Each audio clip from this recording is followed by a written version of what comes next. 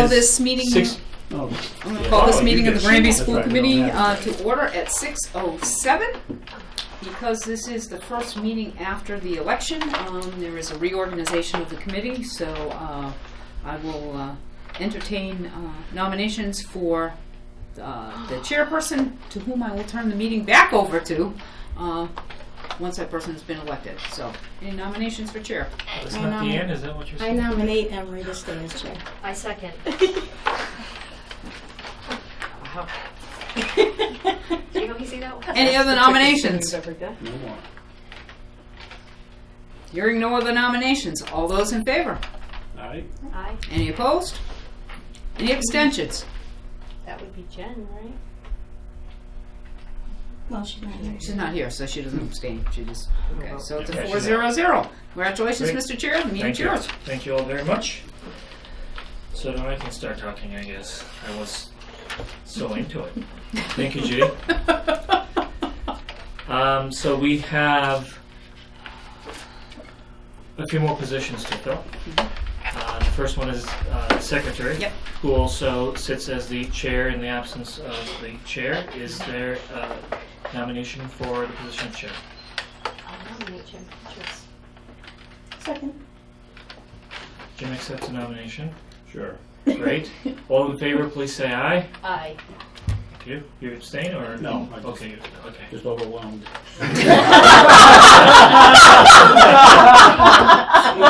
With gratitude? Here's a speech here. Oh my Yeah, about 5 words. Oh! So, we have some liaison positions. The first one is for the Collaborative for Educational Services, which I have been doing, I believe, the last 3 years. And I really enjoyed, especially the last year and a half, when we started talking about things that really are relevant to all these state-level issues, regional issues that we talked about. So the reason why I'm saying this, I will go ahead and nominate Jen Curran for Is she aware that. of this? She is. Okay. For this position of Collaborative for Educational Services representative. I'll second that. Any other nominations for that? Or any other interest for that position? Okay, so all in favor, please say aye. Aye. Aye. Thank you. West Street Building Committee. So far it was me and Jim on the committee since it was put together. Doesn't mean it has to continue that way. So for that particular committee, we will take nominations. Technically, this would be a select board appointment, but what Right. I did last year was after you had decided who So you we're thought, recommending I that. let them Yep. know that was. Anyone interested in joining other than Jim and me? No? You want us to continue? Okay, so we're gonna, I guess, recommend that. Thank you. We have a policy subcommittee, which has done quite a bit. It's Thanks to riveting Judy work. and all your help. But we still have some more to go. This is very rewarding because at the end of this exercise, we're going to have all of our policies reviewed and brought up to date. So if there is anyone interested in being part of this subcommittee, first of all, Marie, would you like to continue? Sure. To be on this committee? Thank you. Anyone else? Deanne? Jim? No, you do a great job on that. Mm-hmm. Yeah. Are you interested in continuing? My schedule may not allow me to do this the way I was doing it before. I'm not 100% sure what my schedule is going to look like, so I don't want to really commit to it and then have to do a poor job. He's looking She's not ready. even she's not even making eye contact. I can't. No, I Okay. can't. There's no way with my work All right. schedule. No, there's no way I can do it. So let's just, in the interest of time, let me just go ahead and be the other member, and if things change and my schedule really doesn't allow, then we're just going to come back and reappoint somebody. Okay. Do we have to vote for this one, or is it just a simple appointment? No, I think if you're all Vote. in agreement by consensus. Yeah, I think we are. Okay. Great, thank you. Everything's all good now. Absolutely. You even look different. You just haven't seen the light again. Oh, yeah. Yeah. Not stress related. She's doing the Matrix. Her real self is somewhere else right now. Clerical colors on backwards, but So I believe this is all for the positions and liaisons that we have to vote on tonight or appoint tonight. Thank you all for that. We have 2 sets of minutes to approve. The actually first one 5 is- sets. 5 seconds. We have 5 sets? Yes. April 11th, first one. Mine only shows 2, so I don't have a an updated version, I guess. So let's see. You need the minutes? April 11th, They're in there. it should be on the, No, is it 5 sets we're voting on? Can you tell me which 5? April 11th. Okay, let's start with April 11th. Mine only shows May 2nd and May 16th for some reason. Maybe I'm looking at the initial version Yeah. that you sent. Okay, I apologize. So let's start with May 11th. Is April there- 11th. April 11th, sorry. Is there a motion to approve the minutes from April 11th? So moved. Is there a second? I'll second that. Okay. Is there any comments, edits, questions? Okay. Just a question on the shared services with Hadley, is that pretty much all set? Yes, with your blessing, what I would do is work with Dr. McKenzie on advertising that as an anticipated vacancy, because obviously we don't have a budget until town meeting, but at least we could get the process started and get applications out there. So if you're okay with that, then I would move forward and do that tomorrow, do the posting. Now, is that 3 days for us or is that 2? 3 days for us, 2 days Good for for you, Hadley. okay. And basically how the agreement would work between us is that we would pay the person and do the benefits and then bill Hadley for reimbursement. Is it a routine process? There's no delay or anything? It doesn't cause any bookkeeping? No, it would be, we would just, we'd bill Hadley like quarterly or something like that. Yeah, we used to.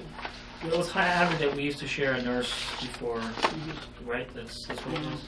English language, we like shared an ELL teaching. Yeah, so we are experienced. Okay. Any other questions? Okay, all in favor, please say aye. Aye? Aye. I actually did not read this set, but I trust everybody and I vote aye for that reason. April 20th. April 20th I read. So April, is there a motion to approve the minutes from April 20th? I'll make that motion. Okay. Is there a second? Second? Any questions, comments, edits? No. Okay. All in favor to approve the minutes from April 20th, please say aye. Aye? Aye. Thank you. Give me a second. No. April April 20th. April 25th. April 25th. Is there a motion to approve the minutes from April 25th? I'll make that motion. Is there a second? Second? Any comments, questions, edits? Okay, all in favor, please say aye. Aye? Aye. Thank you. Okay, now I'm up to date on my agenda. For the minutes from May 2nd, 2016, is there a motion to approve? Motion? Thank you. Is there a second? Second. Any questions, comments, changes? Okay. All in favor, please say aye. Aye? Finally, the minutes from May 16th, 2016. Is there a motion to approve those minutes? I'll make that motion. Is there a second? Second? Thank you.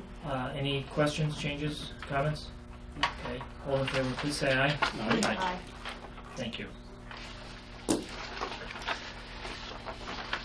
Do we have anything for awards and presentations? I do, Mr. Okay. Chairman. As you know, in a week, I'm going to be passing the torch to Cheryl Stanton. So I have a few gifts to give you. A few symbols of Granby. The first one I'm going to give you is a symbol of Granby's rich and very long history. which is a dinosaur, because we do have dino tracks in Granby. So just to remind you of Granby's rich history, we have a dinosaur for you. Superintendents need a lot of strength, and you are at the home of the Rams. So we have the Ram for a little bit of strength. Thank you. And I think there's one thing in your job description that you probably haven't noticed or haven't been told about yet. So, during the December holidays, Mrs. Claus, that's you, makes the rounds with the Christmas tree in the back and his trusty elf. Now, Mrs. Claus used to bring candy canes to everybody pre-K through 12. Thank you. Oh my goodness. This past year, Mrs. Claus only brought pencils because, you know, that Michelle Obama and the, Yes. you know, the A-list and the thing. So Yes. we wanted you to be Policy. prepared for being Mrs. Claus. So Thank you. anyway, I wish you all the best of success. I think the school committee has made a great choice. You're in good hands. I will tell you that. So, congrats.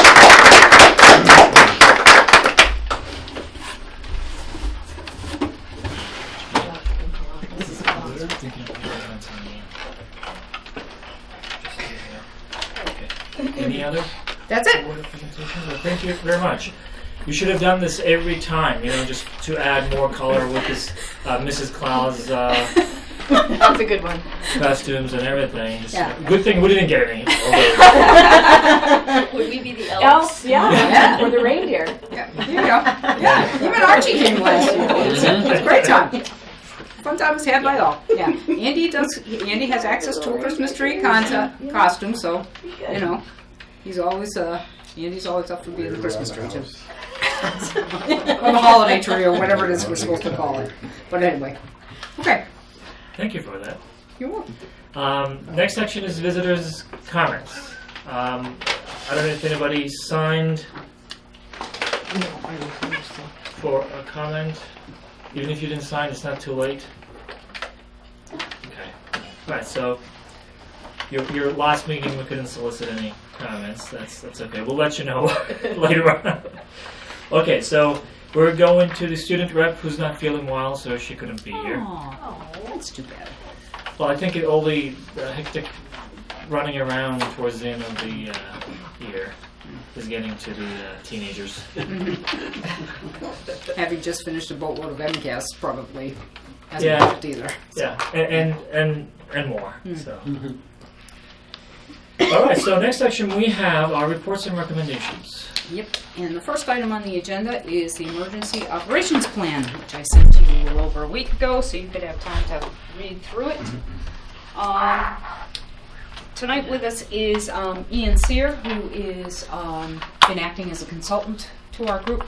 Ian is well versed in emergency operations planning. His day job is Deputy Chief of Operations at the UMass Police Department, so he does this for a living and then consults on the side. He was very helpful in a former school district of mine where we worked on doing an emergency operations plan, and so he also worked on that. And we do have people here tonight who were part of the task force, Jen, John, David, and Greg and Lee. And before we start, I do have just a little certificate of appreciation for all your hard work. Lee Erevick served as a parent representative. There were more people than this on the task force, but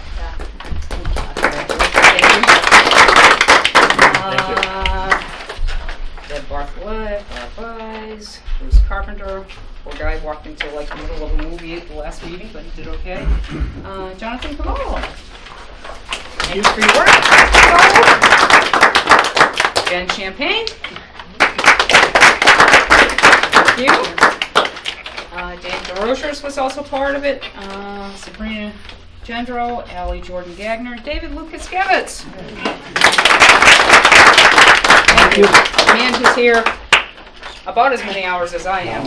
Not even close. Another person who worked with us on the committee was a woman by the name of Dina Lyman, who is the Dean of Academic Residential Life over at McDuffie and also does the emergency planning as well. We brought McDuffie into the fold just to make sure that they were part of the overall thing, because obviously something that impacts one of us impacts all of us. So, and as a matter of fact, that was Ian's idea, so that was great.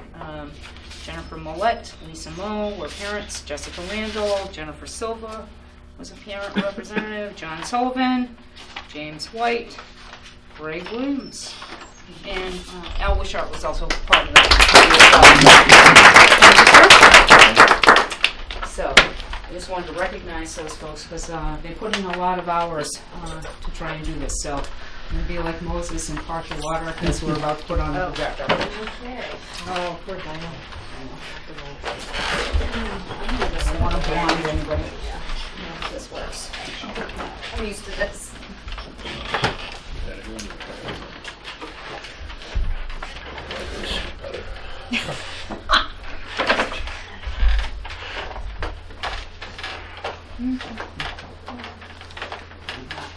Focus for coming in this just right here.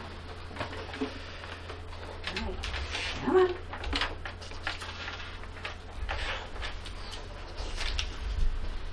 Should have started this like 12 minutes ago, I guess. Oh, it warms itself up. There we go. Where are we? And of course, I hate Keystone. So let me see if I can take some of that out. Good. Alrighty. So,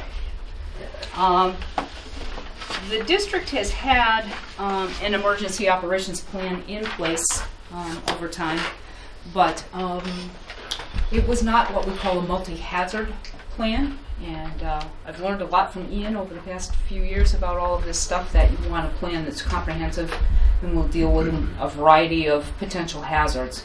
You also want to make sure that the plan is responsive to the needs of the town. So, obviously advanced planning equals an appropriate response, hopefully in an emergency. You can't plan for everything. No matter what you do, somewhere something is going to happen that you didn't plan for, but hopefully you've planned for enough that you can respond to things. So the plans have three aspects to them. One is prevention and mitigation. So how do we prevent something from happening, and when it's about to happen, how do we lessen the potential damage that might come from it? The actual response during an emergency or a critical incident, and then how do you recover from that? And a recovery always means a new normal to how you're doing business or how you're working with folks. The resources that we used came from the U.S. Department of Education, the U.S. Department of Health and Human Services, the U.S. Department of Homeland Security, the FBI, FEMA, and a group known as the I Love You Guys Foundation. We'll talk a little bit about them in a bit. So again, we had several representatives, as you've heard, administration, teachers, parents, fire department, police department, and the highway department, because those would all be people that we would call upon in the event of a critical incident or an emergency that we might have to deal with. So Ian facilitated the first part of the work, so I'm going to let him speak to that stuff. Yeah, I want to thank you, thank everyone that's in the room that participated. And before we talk about this is really, it's about all hazards. It's about preparing the Granby School District in the best way that we can to respond, mitigate, respond, and then recover from hazards. But what this is really about is community building, and my experience with this group really showed that, and it verified that, because what we're building is we're building community resilience, we're building strength in our community. You might be the subject of some negative event, you might be the resource to support an event, and we'll talk about some of those a little bit with respect to some of the natural hazards that we face. So that's really what I hope the participants got out of this, is a building and strengthening a community and engaging stakeholders. We did have a couple of students on in one of the first few meetings, and I think that unfortunately their schedules or interest probably waned with that. So as we go through some of these risk assessments, we often think of worst case scenario, and that's a good place to start, but I'd offer that we back up slightly and really look at the many events that we manage as a school district, and when an event could turn into an incident that might be negative. So what we did is we asked the group to really come together and identify some of the risk assessments and the areas in which they perceived risk. And these are the four areas that they chose based on their collective knowledge, based on their experience as well. So clearly, fire hazardous materials. We're certainly not immune from that. You have laboratories in the school grounds that could create some hazards. You have hazardous materials frequently going up and down Route 202 right out here. Medical concerns. Some of those were your pandemic flu, measles, mumps, etc. Some of those types of things. And then we even kind of went into some of the current concerns around opiates and some of those reactions. So we kind of brought those into with the medical concerns and how we were going to respond to those. Infrastructure covers a wide variety of things, and I think that most of your natural disaster responses are going to be categorized in this infrastructure as a damage to the infrastructure. You could have a flood, which we'll talk about. A flood could be the greatest flood of 2017 ever that reaches the grounds of Granby, or it could be burst pipes that flood the buildings. So we looked at some of those, snow loads and damage to the infrastructure. And then clearly some of the what everyone, usually on everyone's mind is a worst case scenario in a human caused event where there's some active threat to the campus community, to your stakeholders, to your students. And so those were the four broad categories that the group identified. So once we got those broad areas, we started to narrow them down, and they're all in the plan that was presented out. And we really looked at 3 phases and 3 action steps. Prevention and mitigation, as you can see. What actions is the school district taking right now to prevent the threat, prevent the actual incident from happening, or reduce some of that damage? Clearly fire drills, evacuation drills, bus evacuations, lockdown drills, shelter-in-place drills. Some of those types of things are looking through prevention and mitigation. Educational components were a big part of the discussions, educating in an age-appropriate way to our students and to our staff about how do we talk about some of these things. So again, flu season, we do a lot of prevention, which seems to be common sense. And all we're doing in the plan is really just identifying that. And the plan is serving as somewhat of a guide. When someone has a question of what should we do in a certain situation, or as we're anticipating a certain situation, we can go to the plan for some guidance. Might not answer absolutely every question, but not every situation is the same and neatly fits in. So the second step would be response. How can we stabilize this emergency once it's happened, or be certain to happen in an unpreventable way? So basically what we're looking to do is, once something happens, stabilize it to buy some time.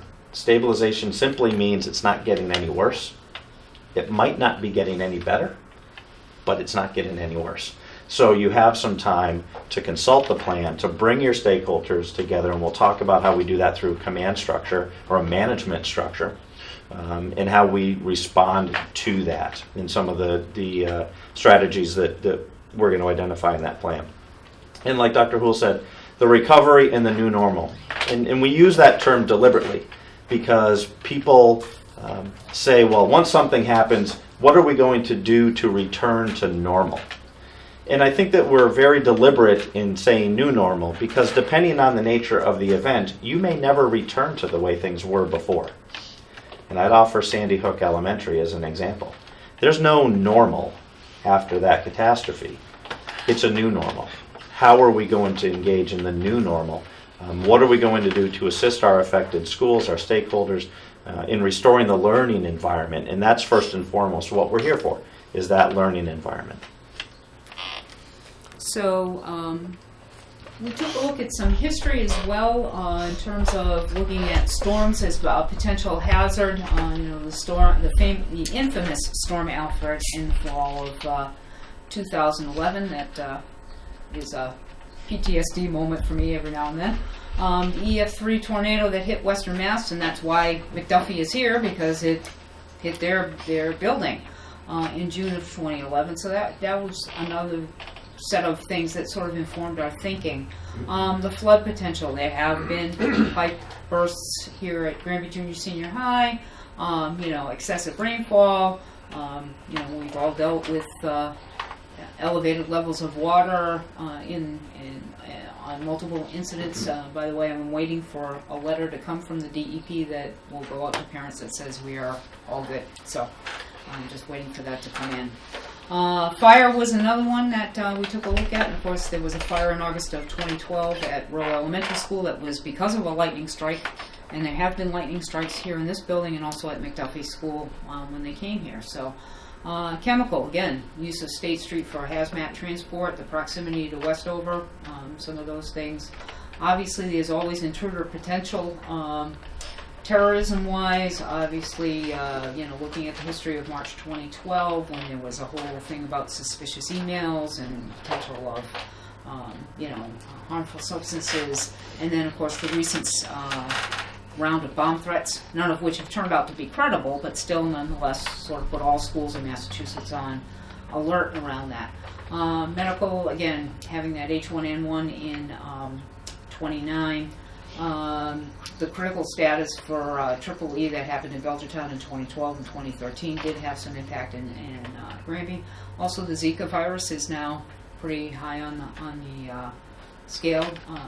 Opioid addiction is huge, and self-injury or suicide prevention is also something the legislature about a year or plus ago passed a new gun law and added that in the gun law that emergency operations plans should address suicide prevention and or self-injury. So those were things that sort of all informed the thinking as we went through the plan. So those were kind of assumptions that we went and made a use of. So I'm going to turn this part over because this is all the technical stuff to Ian.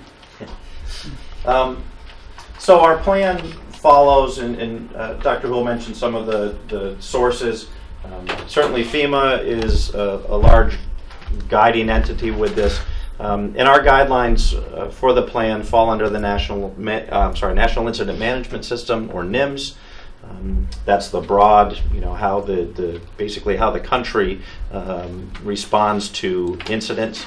And it does so through a couple of different ways. One is the Incident Command System, or we'll call that ICS, as well as a unified command system. And really ICS is a way in which we manage incidents. We can manage events with it too, and in fact I would encourage the district to adopt some of the ICS principles in managing some of your larger events, like your graduation ceremonies, other major events that you might be having that are taking place on the school grounds. So there's protocols that are instituted to respond to the emergency via the incident management team, and we'll talk about that in a little bit. But what we really want to focus on is what we call unified command. And that often answers the question of who is in charge. Well, who is in charge depends on the nature of the incident. If it is a fire, then most likely the fire department has overall responsibility. But the fire department doesn't make decisions without bringing together other resources, like the police department, like the superintendent's office, like the principal of the school that's affected. And that bringing together of those different stakeholders is called unified command. And what happens is that those people make decisions about the incident. Now, the superintendent isn't likely going to tell the fire chief how to put out the fire, but the superintendent can assist the fire chief with information that he or she might need to adequately fight the fire. The police department might be able to help shut down roadways or to bring in buses to evacuate students. So decisions are made together in a unified command structure. And really, within ICS, roles and responsibilities for your on-campus staff are clearly spelled out, because that's what we want to do as part of this rollout, is educate our staff, educate our administrators, our students, our teachers about what their roles and responsibilities are during an incident. So you can see the incident management team. This is an example of what an incident management team might look like. And you can see that If we go to the top right where it says Incident Command, that is where Incident Command is going to be the fire chief, the police chief, might be the superintendent or the principal initially. And then if you went to the left, they might break off at some point in time to determine how that event is affecting the school campus, the school district. They might even bring members from the school committee into that policy level group, and you're going to answer the more global question of how does this incident affect what we're doing? How does this incident affect the learning environment? And how are we going to manage this? If you came back under Incident Command, traditional Incident Command system is broken into 4 sections that you can see there. Operations is really getting some of those things done. How are we putting out that fire in this example? Planning section, logistics, and finance administration are not dealing so much with the tactical or on-the-ground response, but they look at a broader thing, a broader viewpoint. So a good example might be the storm scenario, the winter storm scenario, where a unified command might be the public works because they're going to be plowing all the roads. Might be the superintendent of the school because the school needs to be used as a shelter. Might be fire and police because they bring resources and assistance as well. So in the operations section, it might be people out plowing the snow. You might also have an operation in here where it's used as a shelter, and who's going to be responsible for the shelter. And then as we move to the right, people are making plans for how are we going to feed X amount of people that show up. How are we going to maintain our facilities because of the load from people using them? Logistics section would be, we need to feed people. How are we going to get food? So they're going to be getting food through your vendors, through donations, etc. And then everybody's favorite is how are we going to pay for it all at the end of the day, which is your finance and administration section. So that's an example of how a traditional ICS structure would work in managing an incident.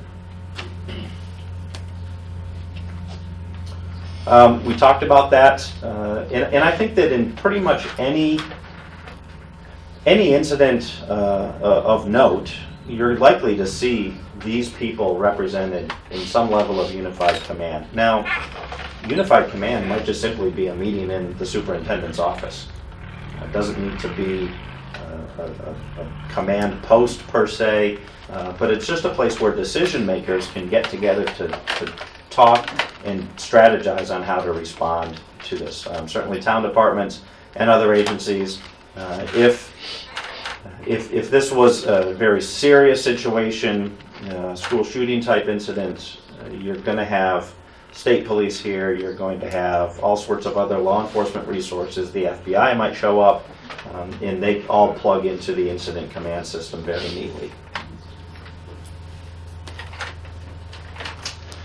So I mentioned the 4 sections of the incident command system where there was operations, planning, logistics, and finance. And that works very well when you have people that practice this regularly because they're able to switch into these roles.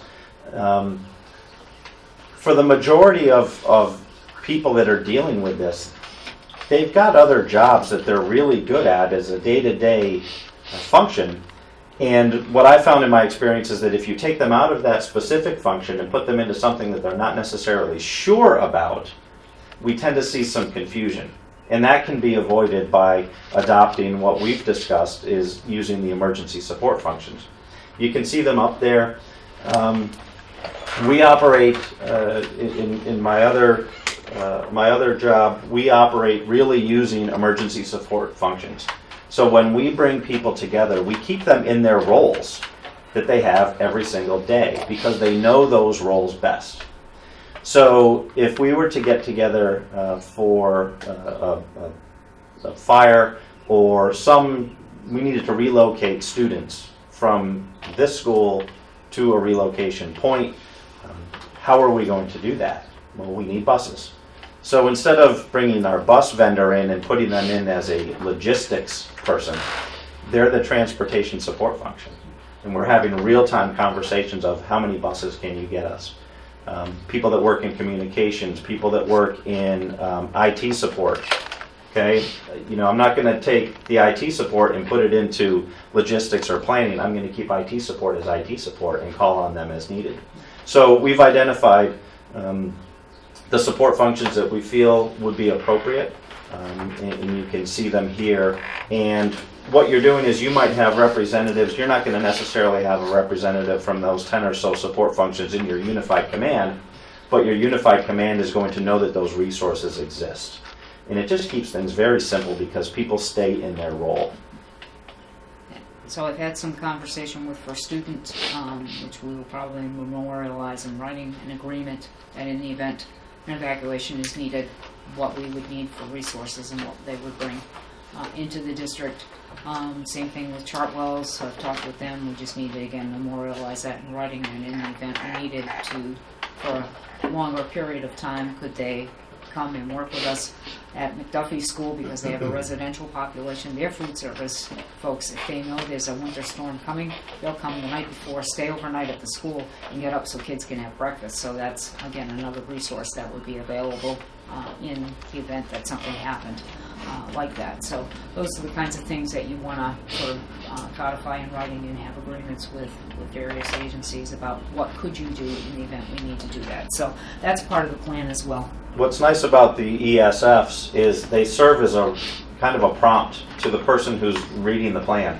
So the person that's preparing for some event that's going to happen in the future that's non-emergency, or should you have an emergency, the person who's now looking at that plan for guidance might say, oh, transportation. I might need some level of transportation to move people away, to get people in.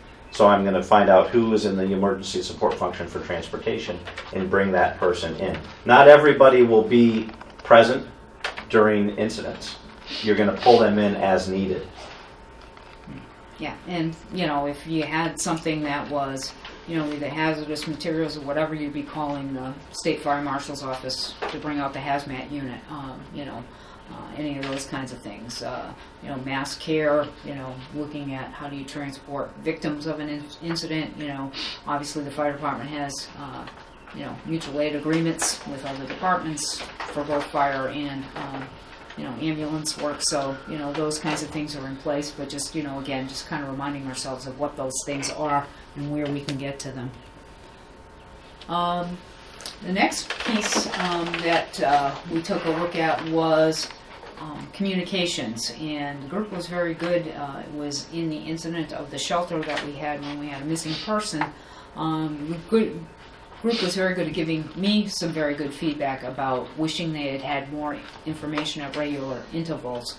And it was not long after you had had a shelter at the university, and you were pumping out stuff every 20 minutes? 15 minutes. Yeah, every 15, 20 minutes. So, and just if you remember the news reports, people feeling like they were feeling informed about that. And sometimes when you're managing an event, you forget, I need to let people know what's going on. So again, Ian, said, whether it's an administrative assistant or it's David, somebody who's saying, tapping you on the shoulder to say, hi, you got an update coming up in 15 minutes or whatever. I need something that I'm going to put out on the web, or I'm going to message it out in some way, shape, or form. I need that text. So that somebody's reminding you. So again, that's part of the whole incident command, that the commander does not try to do absolutely everything, but instead is delegating tasks to people who can do that. So we do have, telephone, email, and messaging systems. We have a radio system that we use in the district. We've got the Twitter feed in terms of internal communications, morning and end of the day meetings with staff just to debrief and process what's going on. And obviously there's communication back and forth with Unified Command to make sure that everything is in working order.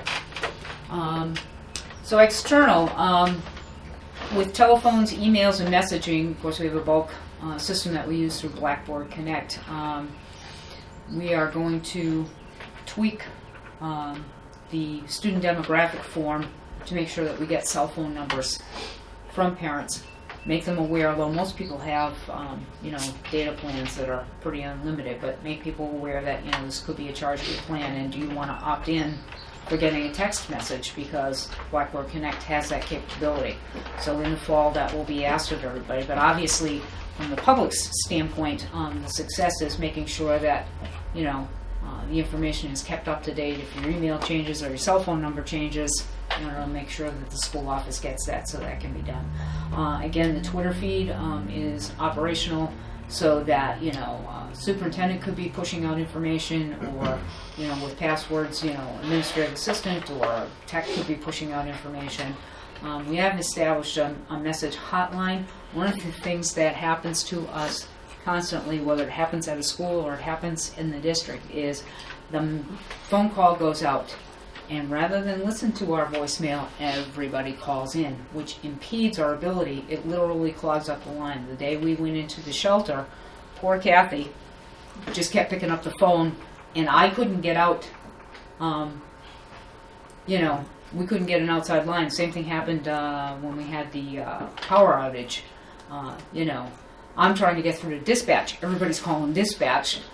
Dispatch was down, so they had to swap radio frequencies. So I couldn't get them on the radio. I couldn't get them on the phone. The phone's ringing off the hook here, so I couldn't get out on a landline.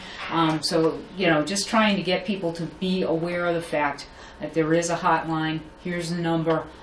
That a message would be put on there and updated again frequently. And the message might say, you know, there's an update coming at 1 o'clock or something like that, because we may not have good information to put out. When you're in the middle of an incident and you're in the middle of an investigation of the incident, you don't necessarily have information that you can put out right away.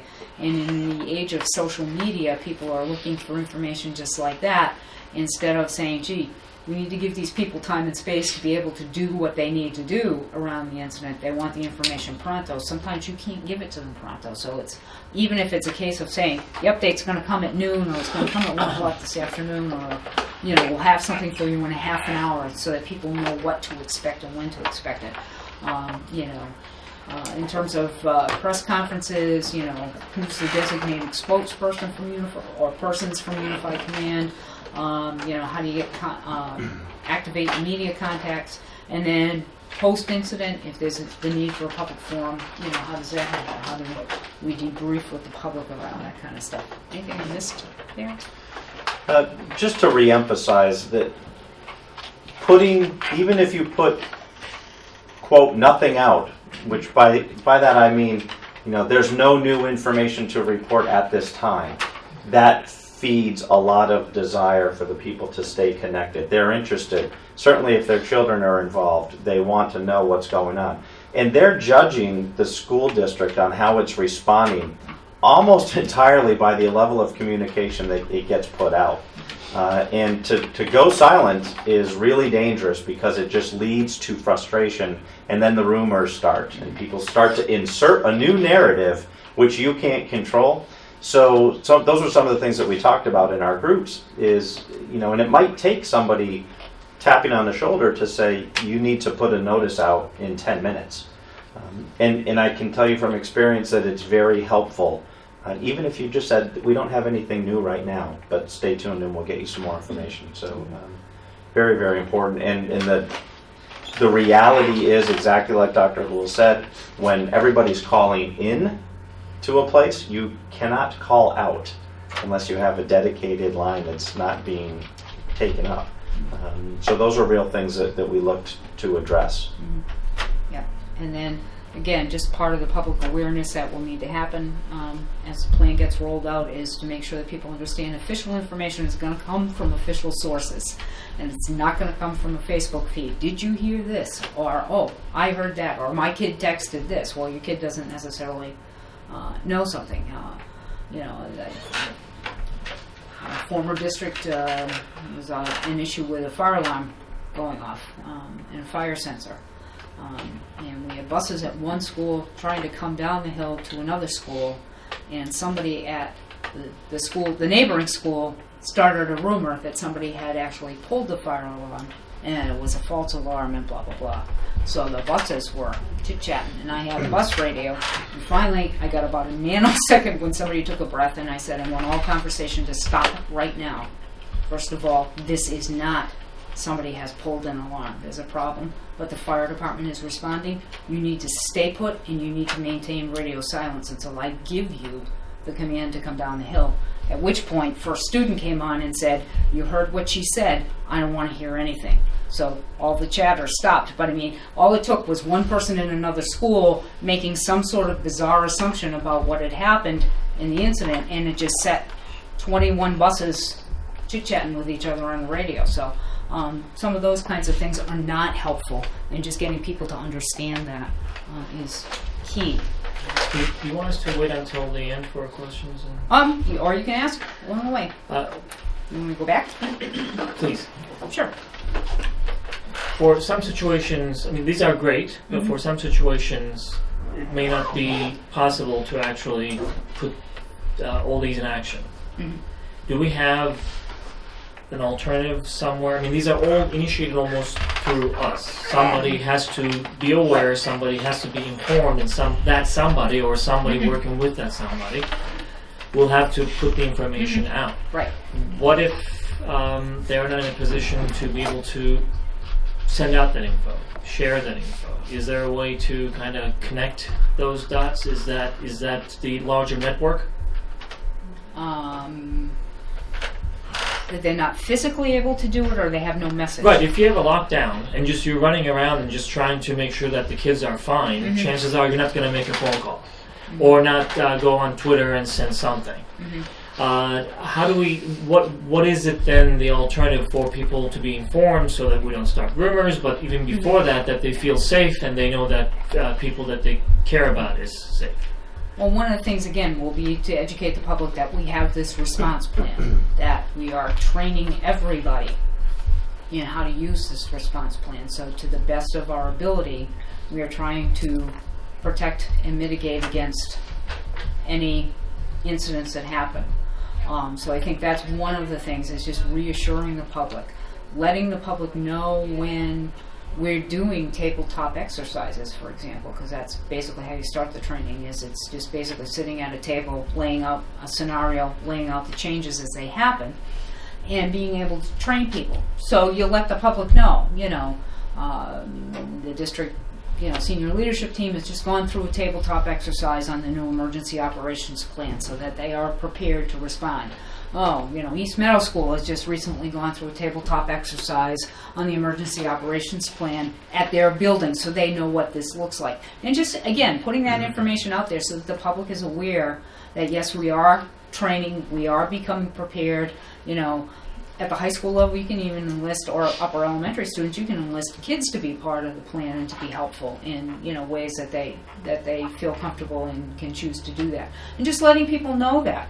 We even talked today at senior leadership team about, do we run a full-blown simulation and let people know that we're going to run that simulation, where we actually enact what would potentially be an active shooter or, some other catastrophe that happens. We have a hazmat spill, HVAC is shut down, you got to evacuate everybody out of town. You can't even go to another building. You got to get out of town because the fire chief has deemed anything within a 3-mile radius has to be, done. So again, agreements with the area districts that we've cultivated to be able to send kids to other schools, and likewise them to Granby, in those kinds of events. If people know, I think that if people feel like we are paying attention to this, that you're doing what you need to do to be as prepared as you can possibly be, set some of that angst at ease. Because there will be times when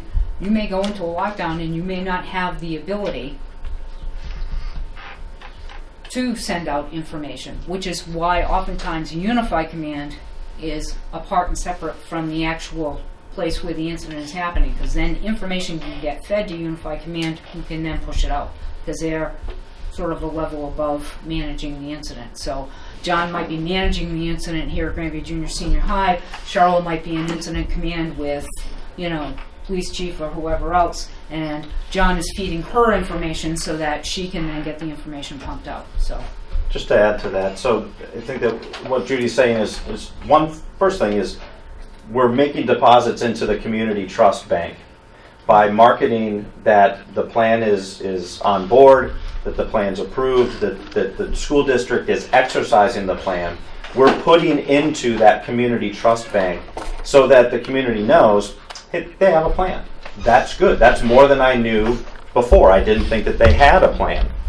Okay? So if they don't get immediate notification during an event, we hope that some people say, well, they have a plan. They're going to get us information when they can. So they're going to draw a little bit from that trust dividend. The other part of it is that the district needs to build in alternates and redundancies to any of these systems, because this will inevitably happen when the principal and the superintendent are at a conference. They're out of town. It will always happen then. And the alternates need to have those permissions to act in that capacity during the absence of the principal, the superintendent, or whomever it is. Just like you mentioned at the beginning of the meeting, the secretary will assume the position of the chair if the chair is unable to be at the meeting. And we're asking the same type of redundancy and alternate capability as well. So, absent a technological failure, these are messages and these are modes in which we want to message out. Now, you might not get all of them, but your first one I would venture is going to be your Blackboard messaging, which is going to reach the majority of people. Then they're going to do all the work for you because they're going to message it out to just about everybody else through social media, Facebook, etc. So I hope that answers your question about building in redundancies and building in permissions. Because what we don't want to see is that the superintendent or the principal has to give the authority, because that person might not be available when you need them. What is the plan to notify the community that you've completed this emergency operations plan and that it's going into effect? This will be my parting blog post. Is that the plan has been approved. With a hopeful vote tonight, and so therefore you can expect in the fall that you'll begin to see some activity around how is this plan going to be implemented, and how are we going to train for it, in that, public information nights at open houses or however else, that the information can be disseminated, I think is critical. Even if you come up with some sort of poster of whatever, flyers to hand out or whatnot, so that people have the information. Did you know that the school has an emergency operations plan? We'll post it to the website so that it's on the website so that people can see it. What you have tonight in front of you is the public part of the plan. There is a confidential part of the plan that will not be made public, but you can do that in executive session. That's one of the reasons you can go into executive session, so you'd be privy to the back end of the plan. But there are certain things that would not be for public consumption for a lot of obvious reasons. So that people knowing that this is out there, it's just getting that word pushed out there that yes, we have done a thoughtful process. And actually Lee was very helpful, because Lee has lived through that famous EF3 tornado in her work life, and so she was very helpful, gave us a lot of really good information about just, how do you work with staff and how do you make sure that people are aware of things. So that's all been real helpful in this process. Just a quick one, and just Ian touched upon that a little bit. We talked about two key concepts. One is the triggers. The other one is accountability. So something triggers an event, and then there are folks who hopefully will know what they are supposed to be doing in that case. Do we have a plan that lays that out? So if this happens, then it's going to be on you. Say in project management, we have something, we call it RACI, responsibility, accountability, consulted, informed. So everybody knows what their role is going to be in various situations. Is there something that says, look, this is your trigger, and hopefully that trigger is not something that waits someone who may not be able to do it. These are natural triggers at times. So once that trigger happens, somebody knows that I don't have to wait for someone to tap on my shoulder. It's my turn now to get into that action. Is there a framework like that? The incident command system is that framework. Okay. And there are 2 trainings that the administration, I know some of them, I know Jen's done one of them, I think John has as well, that are just riveting. You need to go to sleep. Do ICS 100. Honestly, it's the most boring stuff you've ever done. But Well, it Jen's gonna lays. do it at 9 o'clock. Yeah, that's it. That's how I finished it last night at like 9:45, so. ICS 100, I was ready for and then there's a bed. follow-up, and there's an ICS 100 now that they've specifically designed for schools. So anybody who's going to take responsibility within incident command should at a minimum take that training, even though it is god-awful. And even emergency responders will tell you how bad it is. It's not that bad. I think that what we're answering is that there's an overall framework education that needs to take place in each individual school. The plan does not identify individuals per se. It might identify roles and responsibilities. And that is now up to the individual institution, the specific building. Yeah. All right, the principal, the faculty, the staff, to identify who is going to serve in certain roles during certain events. And that may or may not be written down anywhere, but the conversations, the trainings, the discussions, the what-if scenarios that are discussed at staff meetings will start to generate that confidence. And it'll build that capacity within the group. And then the best part of that is that it starts to bring the group together in a cohesive working environment so that they understand strengths and challenges that each might have, and they can build off of that and support. So it's not so much person A does this, person B does that. Roles and responsibilities are identified, and then likely people. There may be individuals, and then during an immediate response, the incident commander for representing the school is likely to be the principal. The operations person in an acute incident in the school might be the assistant principal. But in an extended incident or a recovery incident, those roles might shift. And within an incident command, it can grow or it can contract as needed as the incident goes. So I hope that answers the question. Okay. Yeah. Thank you. Yeah, and then there's a follow-up called ICS 700. So those two trainings really give incident command people or people working in that structure the bones of what the framework is about. And then there are things, for example, finding people who are good at doing certain things. There's part of this plan that involves reunification of families called the standard reunification method. Well, I think the first thing people think, is the school secretary would play a critical role in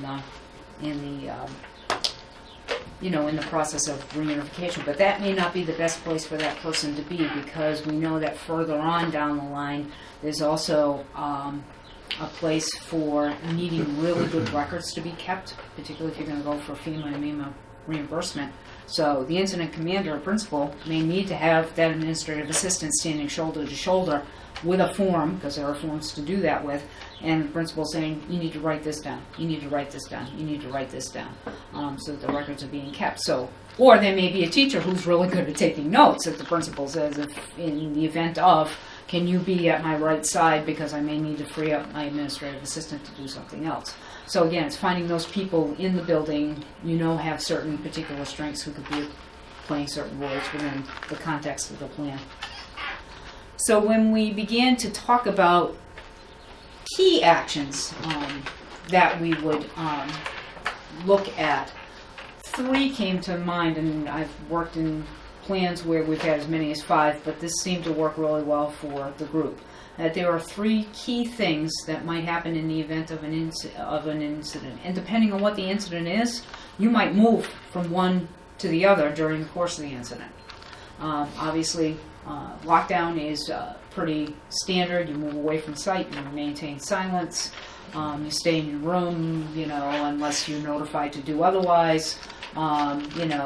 Staff can use cell phones directed by training. What do they do? Take attendance, that kind of thing. Evacuate, cell phone use, again, for kids, following the fire evacuation plan. What does staff do? And then shelter, what does that mean for students and what does that mean for staff? We also have a 3-column one of this particular poster that has an administrative column on it, so that administration knows what it is that they need to do. what we would do with this classroom one is it would be blown up into a large size poster and laminated, and then put in every classroom right near where the fire exit information has to be placed. So again, it's right there.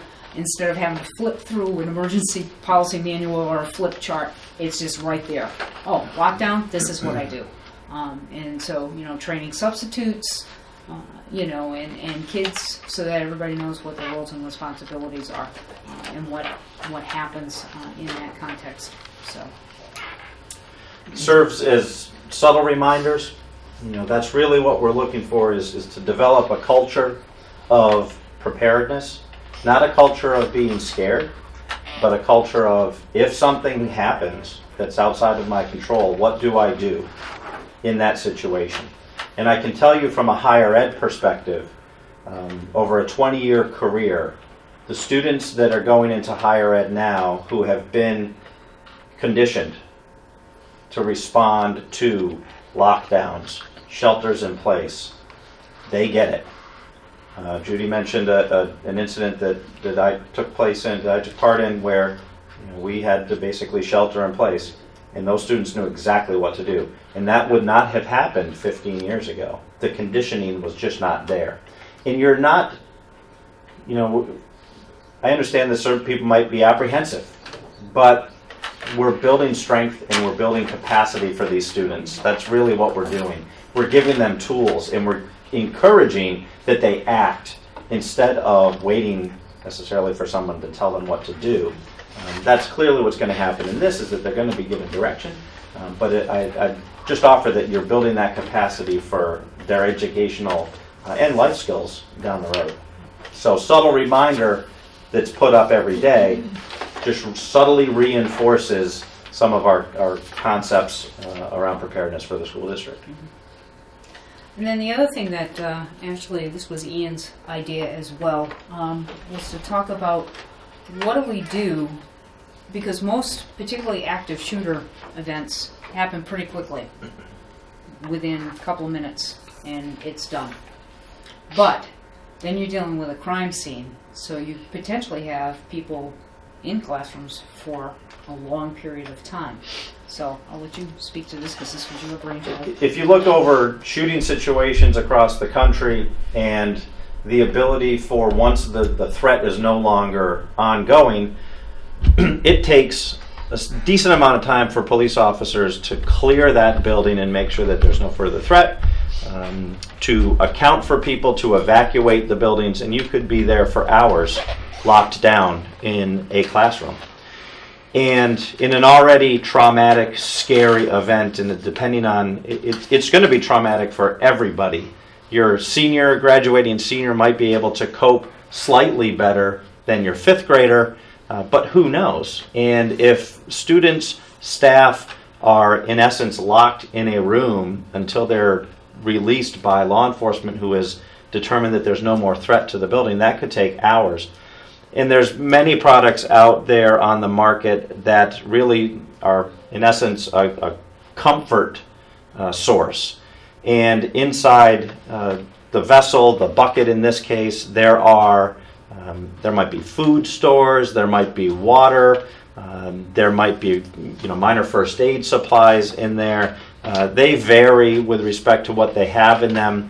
But one thing that I'd offer, and this is where I think that you look at reducing the resultant level of additional trauma that people are experiencing. This is going to be a scary situation for a lot of people. They're going to be trapped in a place where they might not have access to a restroom facility. Empty out all the contents of that bucket, and then that becomes now your little restroom facility. Usually they'll come with some level of tarp or blanket that you might be able to hang up in the corner of a room. And that serves now as your restroom facility for students so that they don't have to be further traumatized by having nowhere to relieve themselves. And those are little things that as a community, as a parent, I would look and say, wow, the Granby School District has really given this some thorough thought. They're going to have the ability to feed, hopefully, most children. Obviously, we have to understand about allergies. But more so, my child has a place in which if they need to use the restroom, they can do that without being further traumatized by having no place to go. So these are available for purchase. I'd offer that this is a huge community build opportunity, and you question how are you going to market out this plan. You got great participation in the task force group to create the plan. I think you might have better community participation, say this is what we're looking to do, this is what we need, this is what we don't need, and use this as a community build as well to really demonstrate how much detail you're giving to this. And then the last part of the plan is talking about how do we reunify students and their families in the event that an incident happens. And the model that we chose to adopt and present to you is something called the Standard Reunification Method, which comes from a foundation called the I Love You Guys Foundation. And it was founded by a father whose daughter was killed in a school shooting, and that was the last thing she texted before she passed. So the Standard Reunification Method basically allows you to be able to reunify on site, another location within town, out of district. And again, to do it in an orderly and supportive method so that you just don't have this crush of people trying to grab their kids and whatever else, and then you don't know who you've got, who you don't have, or whatever else. So the big thing is to have the students out of the line of sight, to have a place that can be a check-in for family members, you know, some sort of pop-up something or other that could be on site or could be carried away with you, having people who are designated as runners to go find students, and then to take and do the reunification away from the check-in area. And then if you're not immediately able to reunify families, to make sure that you have a place for them to go and to receive support. Because I think you had gone to a training about Sandy Hook where all of a sudden all of these families were by themselves with no children. Correct. And no support. Now suddenly looking at each other, we're all here for a reason, you know. So, you know, whether it's pastors in town or, you know, Mental health professionals or, you know, any of that kind of stuff that can be brought to bear to be able to be there, to be a support system, because it might not be, because as a parent your head goes to the worst case scenario immediately, where it might not be. It just, we can't lay our hands on that person right now. You know, they could be on their way to the hospital, they could be somewhere else. You know, let's not think the worst, but again, to have a supportive environment that can assist families who are trying to do that. So that's how that whole process gets started. So again, looking at how the public can help, you know, again, the whole communication thing, trying to avoid that calling in. When I first came to the district, we used the telephone function of Blackboard Connect a lot. I encourage the principals to lean more towards email rather than using the phone on every instance, because what happens is after a while you desensitize people to the phone. So they've been really good about doing that, and more stuff is just going out via email, just normal, you know, notification stuff like I do. The stuff that you see that comes from me does not go out via phone, it just goes out via email, so that if the phone rings, then people know, gee, I should pay attention to this. You know, try to remember to use official resources to get their information, not to necessarily look at the rumor mill. You know, avoid trying to arrive on scene. That's the first instinct, is that everybody wants to come and be here and find their child. That may not be the wisest thing to do, because that takes resources away from responding to the incident to managing crowd control. You know, and again, making sure that they have a personal family plan, that their information is up to date, you know, looking at our website, following us on Twitter, and that kind of thing. And then again, donations would be helpful in terms of classroom lockdown kits, you know, items for reunification, and people who might be willing to assist in the event that we needed volunteers to help out with a plan. So that's pretty much the bones of it. Anything else you want to add, Ian? You know, the plan is about building capacity for the school district. The plan is designed to provide a guide to those people who are managing whatever incident might be facing them at the time. It's also to look ahead and prepare for the what if. And it's really a great opportunity to engage the community in what the school district is doing. Like Judy said, a lot of the incidents, especially the really tragic ones, are over, meaning that there's usually no more loss of life in a very short amount of time. Yet if you look at the criticisms for a lot of response to those incidents, they've happened after there's been no more threat. And how did the company respond to it? How did the university respond to it? How did the school respond to it? So if we know that historically, then standard reunification, training, exercising plans, and building capacity are going to help us reduce and mitigate some of those challenges that you're likely to face. And put the school district and the individual school and hopefully the individual principal and the town in the best place to respond as best they can. It's not an end-all be-all. There are no absolutes in anything regarding emergency management, except for the fact that if it's done properly and transparently and engaging, you can really build community capacity, which is really what we're looking for. A quick thought. I like your theme of this being a community effort and bringing the community together. It's when you look at it, it's a long document. It's a 100 and something page document, and I don't know that most people will really be able to go through a document like that. You have done a great job with that summary sheet. I'm wondering if we can create a community version of it that says before or preparedness for emergencies, during an emergency, and after emergency, and all those things that you just shared with us. Maybe they can be quick bullet points for people to look at, just one poster or one sheet, and then become aware of all the critical elements of the plan. Yeah, maybe even an infographic. Yep. Right. Something that's a little bit more visually stimulating. I agree, 160 some odd pages will knock you out about 40 pages in. That's what Jen reads every night, right? 9 o'clock? I'm not going to hear the end of that, am I? Yeah, and yet you need that level of detail as you're trying to execute different parts of the plan, but you're right, for the entire community. Even somebody who's going to respond in a classroom is not going to say, oh geez, what does the plan say? Oh, we're in a lockdown? Okay, this is what I need to do. Kids, this is what you need to do. Boom, done. Right, and the community needs the quick sheet to know what they need to do or not do.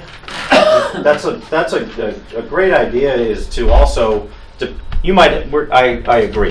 There should be one from the district officially that explains in part visually or in a shorter synopsis what the plan covers. But again, another great way to engage your stakeholders is make it a public art contest within the schools, even age appropriate.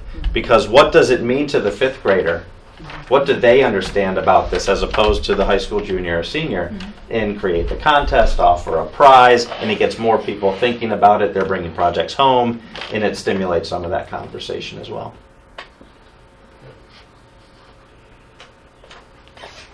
Well, thank you all very much. I know Thank that you. we all know that a lot of effort went into it. Many meetings, many evenings, many days, and a lot of good thought. So much appreciated. Thank you all very much for putting it together. Thank you. And we have to vote for it now, right? If you'd like to entertain a motion, I'd be very happy. I will make the motion to approve the emergency operation plan. Second. So just a quick question. On the version that I was looking at, it says draft. Is it because still there are some things to be added, or is that the final version we're voting on? It's the final version. I'll take the word draft out Okay. once you Cool. vote. All right. So any questions? Any other comments on the plan? Okay. All in favor to approve the emergency operation plan? Please say aye. Aye. All right. Thank you. Thank you once you. again. Thank you. Thank you very much. Nice job. All right, next. Science. Stay there. I just need to change PowerPoints here.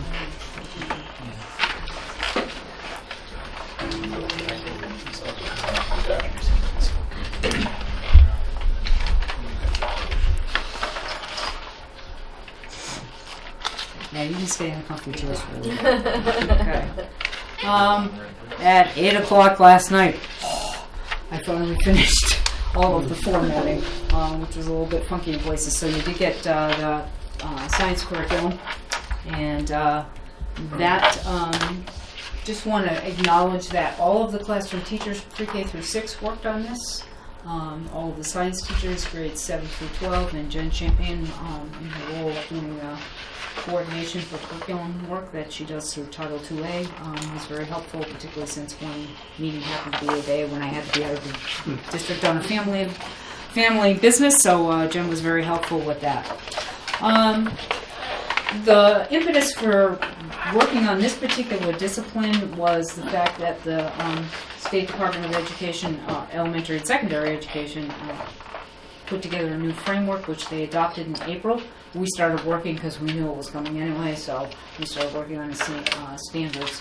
It's based on a national framework known as the Next Generation Science Standards that has been put out. Massachusetts adopted much of the Next Generation Science Standards, added some of their own standards. The Next Generation Science Standards also came out sort of clumped by grade levels, so the folks at the state level really delineated by grade what was expected for kids to know and be able to do, which I think has been very helpful. It's kind of hard when teachers have to kind of pull it apart and who's going to own what, grades 3 through 5 or something like that. So that was real helpful to us.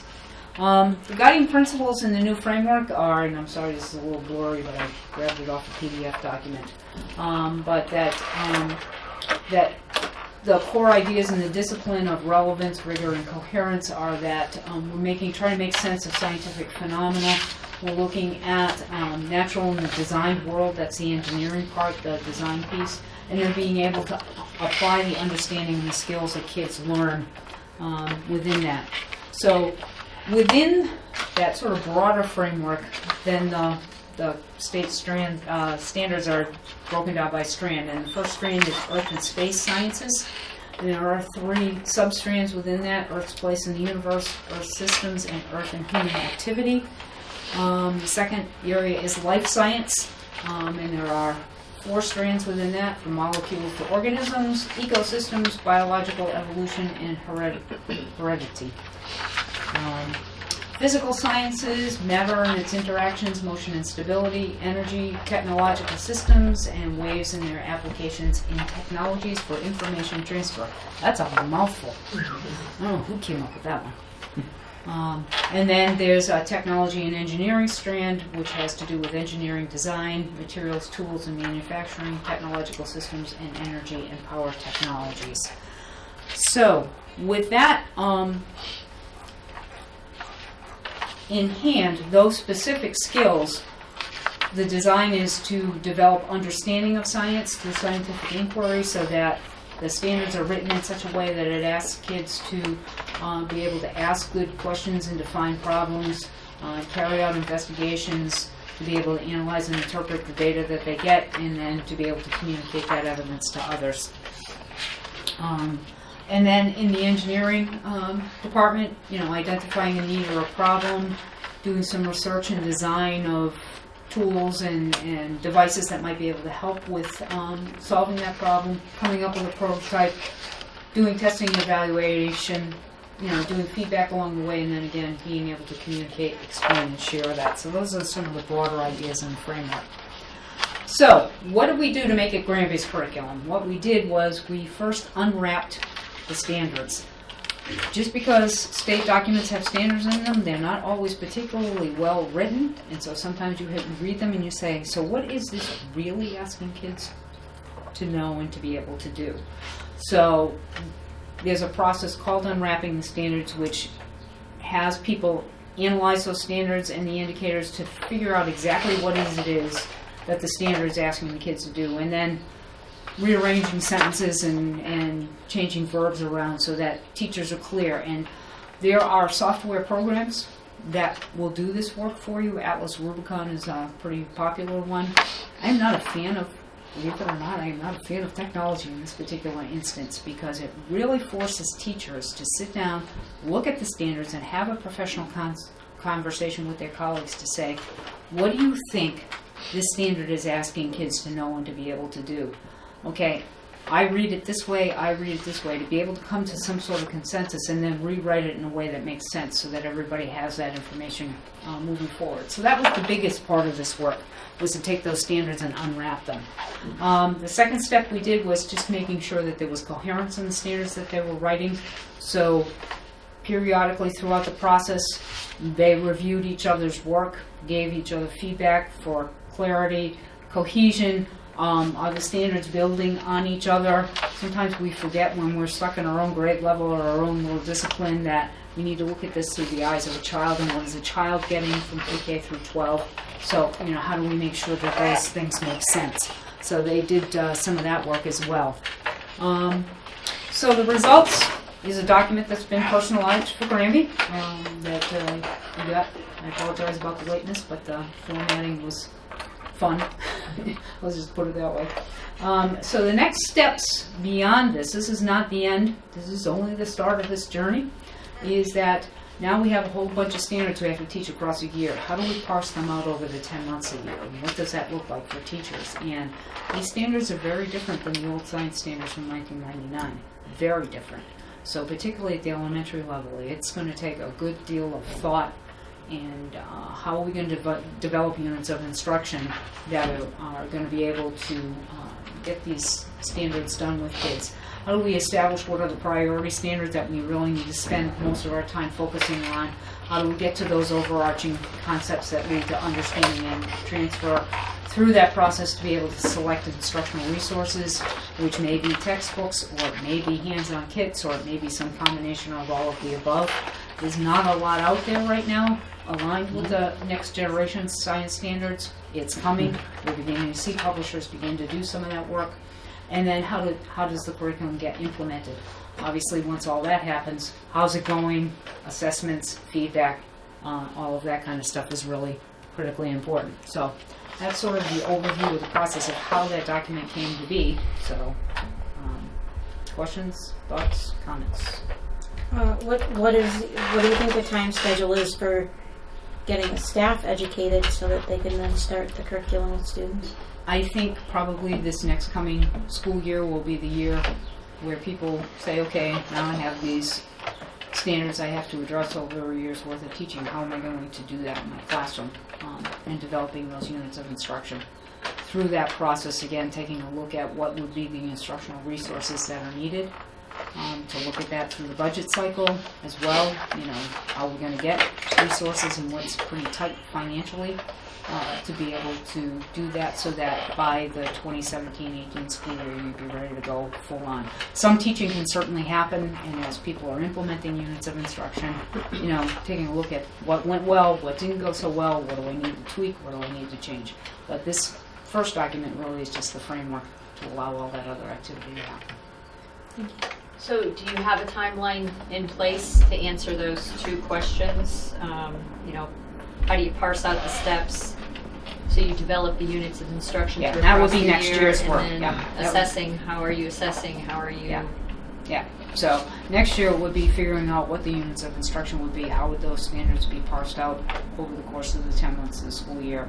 And from that, building assessments that can then measure student growth while we're at it.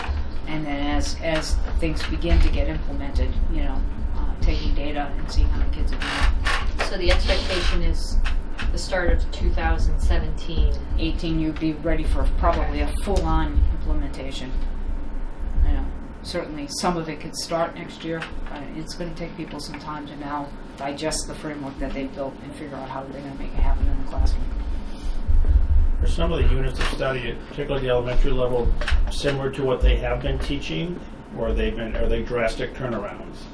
Some in of them terms are of materials and so on? Some of them are similar. It's interesting. Some of what's in their current science textbooks they have not touched because it wasn't in the old framework, and they're like, oh, we have this whole unit on blah, blah, blah that I've never used before. Gee, I can bring it to bear.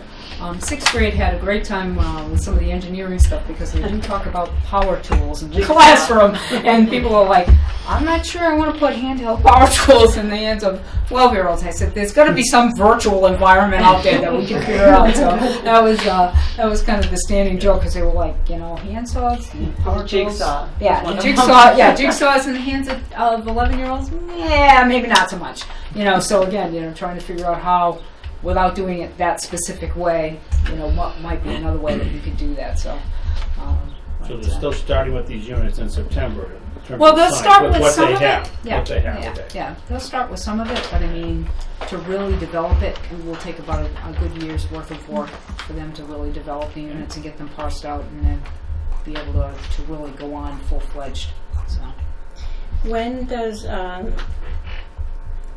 DESE, they put these things out and then usually start testing on it pretty quickly. Yeah. So do you think that they'll, since they're changing the tests anyway, but there'll be time? They recently put out a crosswalk document from the old standards to the new standards and where there's overlap.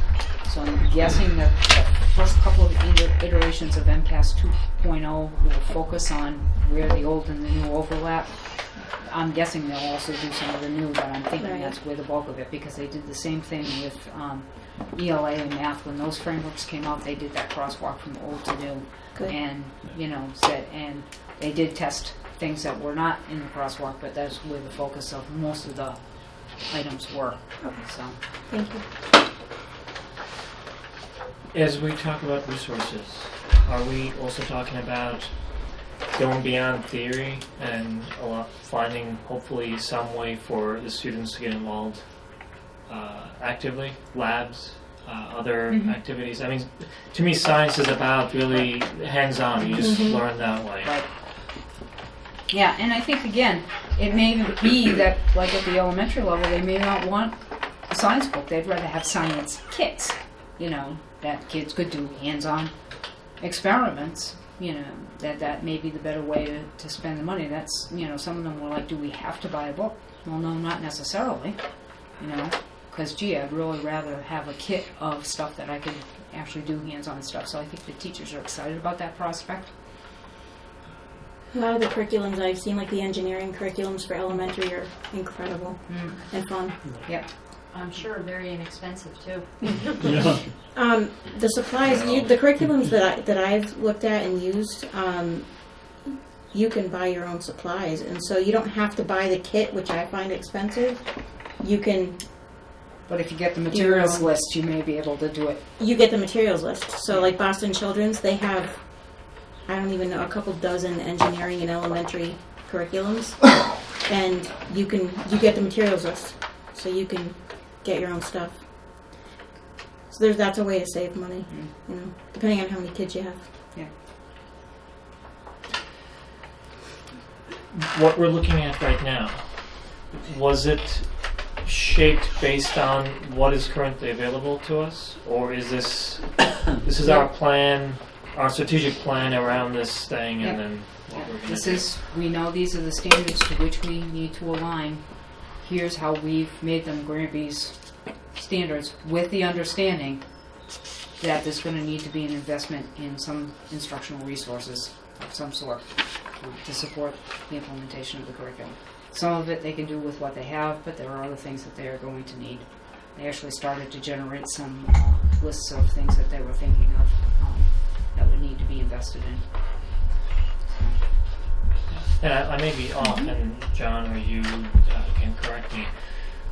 We focus a lot on biology because MCAS actually has biology too, right? Chemistry, physics has not really been an area that we focused as much as the other two. I see that there is some intent now to add physics with some more vigor, but I'm trying to think. The resources available to us, whether it's labs or folks who need to teach, then it seems to me that we need to plan a little more next year. It goes back to that conversation.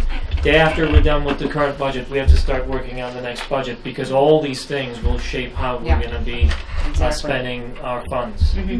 Yeah, and like I say, there's not a whole lot that's out there right now that is aligned, quote unquote, to the standards. More and more things are starting to come out. It's just started to pop.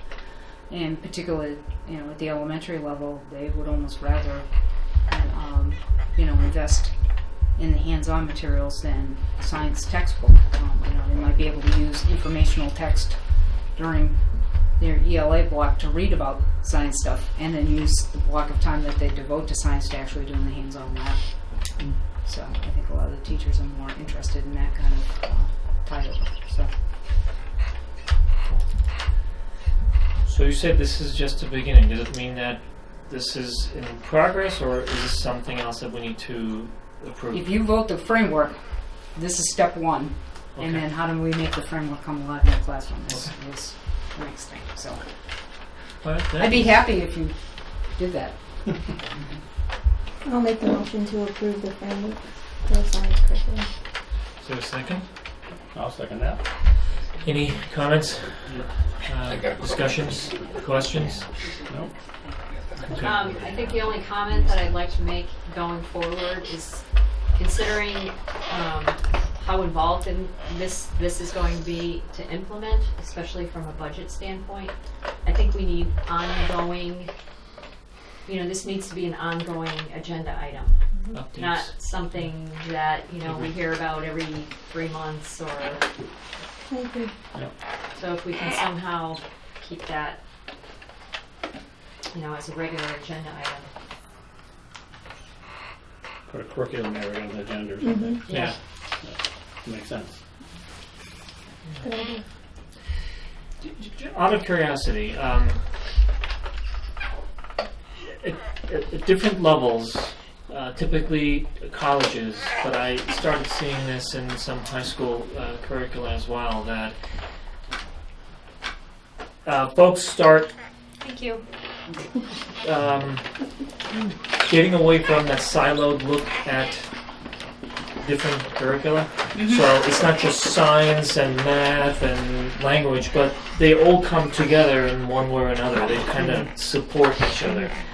Do we have, are we starting to look at that as well? That, math is not just math and we learn math and we're done and we can't really relate it to science, vice versa. Language actually supporting science as well. Because when they're all connected, it seems, they become part of whole. That's one, that's the obvious thing. But also the way students can understand and digest it changes as well. I don't know if, we're just proposing this. I'm assuming we don't have that, but it would be a good thing for us to look into. And I think it's a way, particularly at the elementary level, because it's difficult because of the heavy emphasis on reading and mathematics at the elementary level to figure out how to fit the other stuff in unless people begin to think interdisciplinary. A large part of the English language arts framework is taking a look at informational text and being able to, make an argument for something and cite evidence from whatever you've read to support that argument, and some of these science standards speak to that. So certainly during the ELA block, you can be doing informational text that might have to do with a concept in science. So you're doing that part during your reading time, and then you're actually doing the hands-on thing during your science time, so you're not necessarily trying to read about something and do the hands-on work during, a separate block for science. So there's a way to weave things together. Have we made a commitment, though, to making sure that X amount of minutes is devoted to science, especially at the elementary level? Because if we don't make that, then I'd rather have a science block there and say I'm going to use the reading stuff to do it. Because if you don't have science there, then science is sort of becomes secondary. Right. The two masters are reading and mathematics. Right. Basically, we're required to have 120 minutes of reading a day and 90 minutes of math a day. So again, it's getting teachers to think strategically about scheduling and how do I attack science and social studies as well. Can I use my reading block or my math block to teach some of those other concepts? And then have also dedicated time in the afternoon where it's more hands-on more deep exploration into the concepts of itself. It's getting teachers to think strategically about how they use their time together. And I Actually, think that aligns well with everything that we've been talking about also, that we don't have to worry about someone being 0.5 and somebody else being 0.3. We're just basically creating these little fractions of individuals. If the same person has interest and certification to be able to go and teach different subjects at different levels, that helps the financial planning side of it as well. I can speak for, oh, sorry. No, fine, keep going. I can speak for East Meadow, but I mean, that cross-curricular connections happen all the time already, especially in subjects like social studies, but a lot of the science and the math are really intertwined, and they teach a lot of the math stuff in science classes and vice versa. And within the ELA curriculum, there is a history and social studies component right there in the curriculum that spells out how ELA has to be woven into everything. So with the new Common Core curriculum and the Granby curriculum that we took on, that all is right there in there. It's within it. So everybody knows that they're all responsible for almost teaching ELA at this point, because it's everywhere. It's in every subject area. So a lot of it, I can speak for East Meadow, a lot of it is happening already across. And that actually piggybacks what I was going to say. And then at the junior senior high school with Mass Insight, that's the grant that we have. That there is, our staff this summer, we have 4 individuals going for training in STEM related field, whether it's science, whether it's English language arts or mathematics.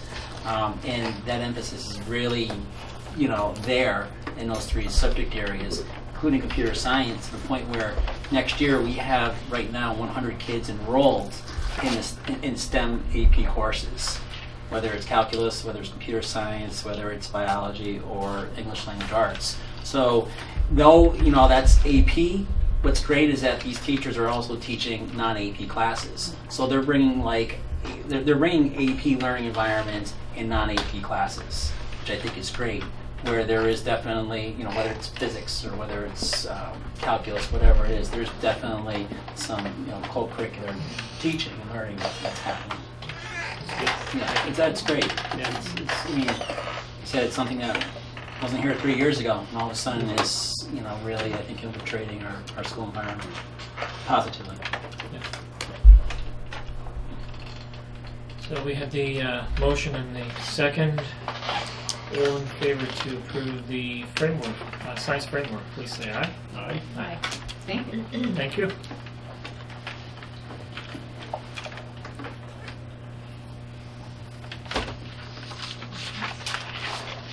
Mr. Donahue, you're on.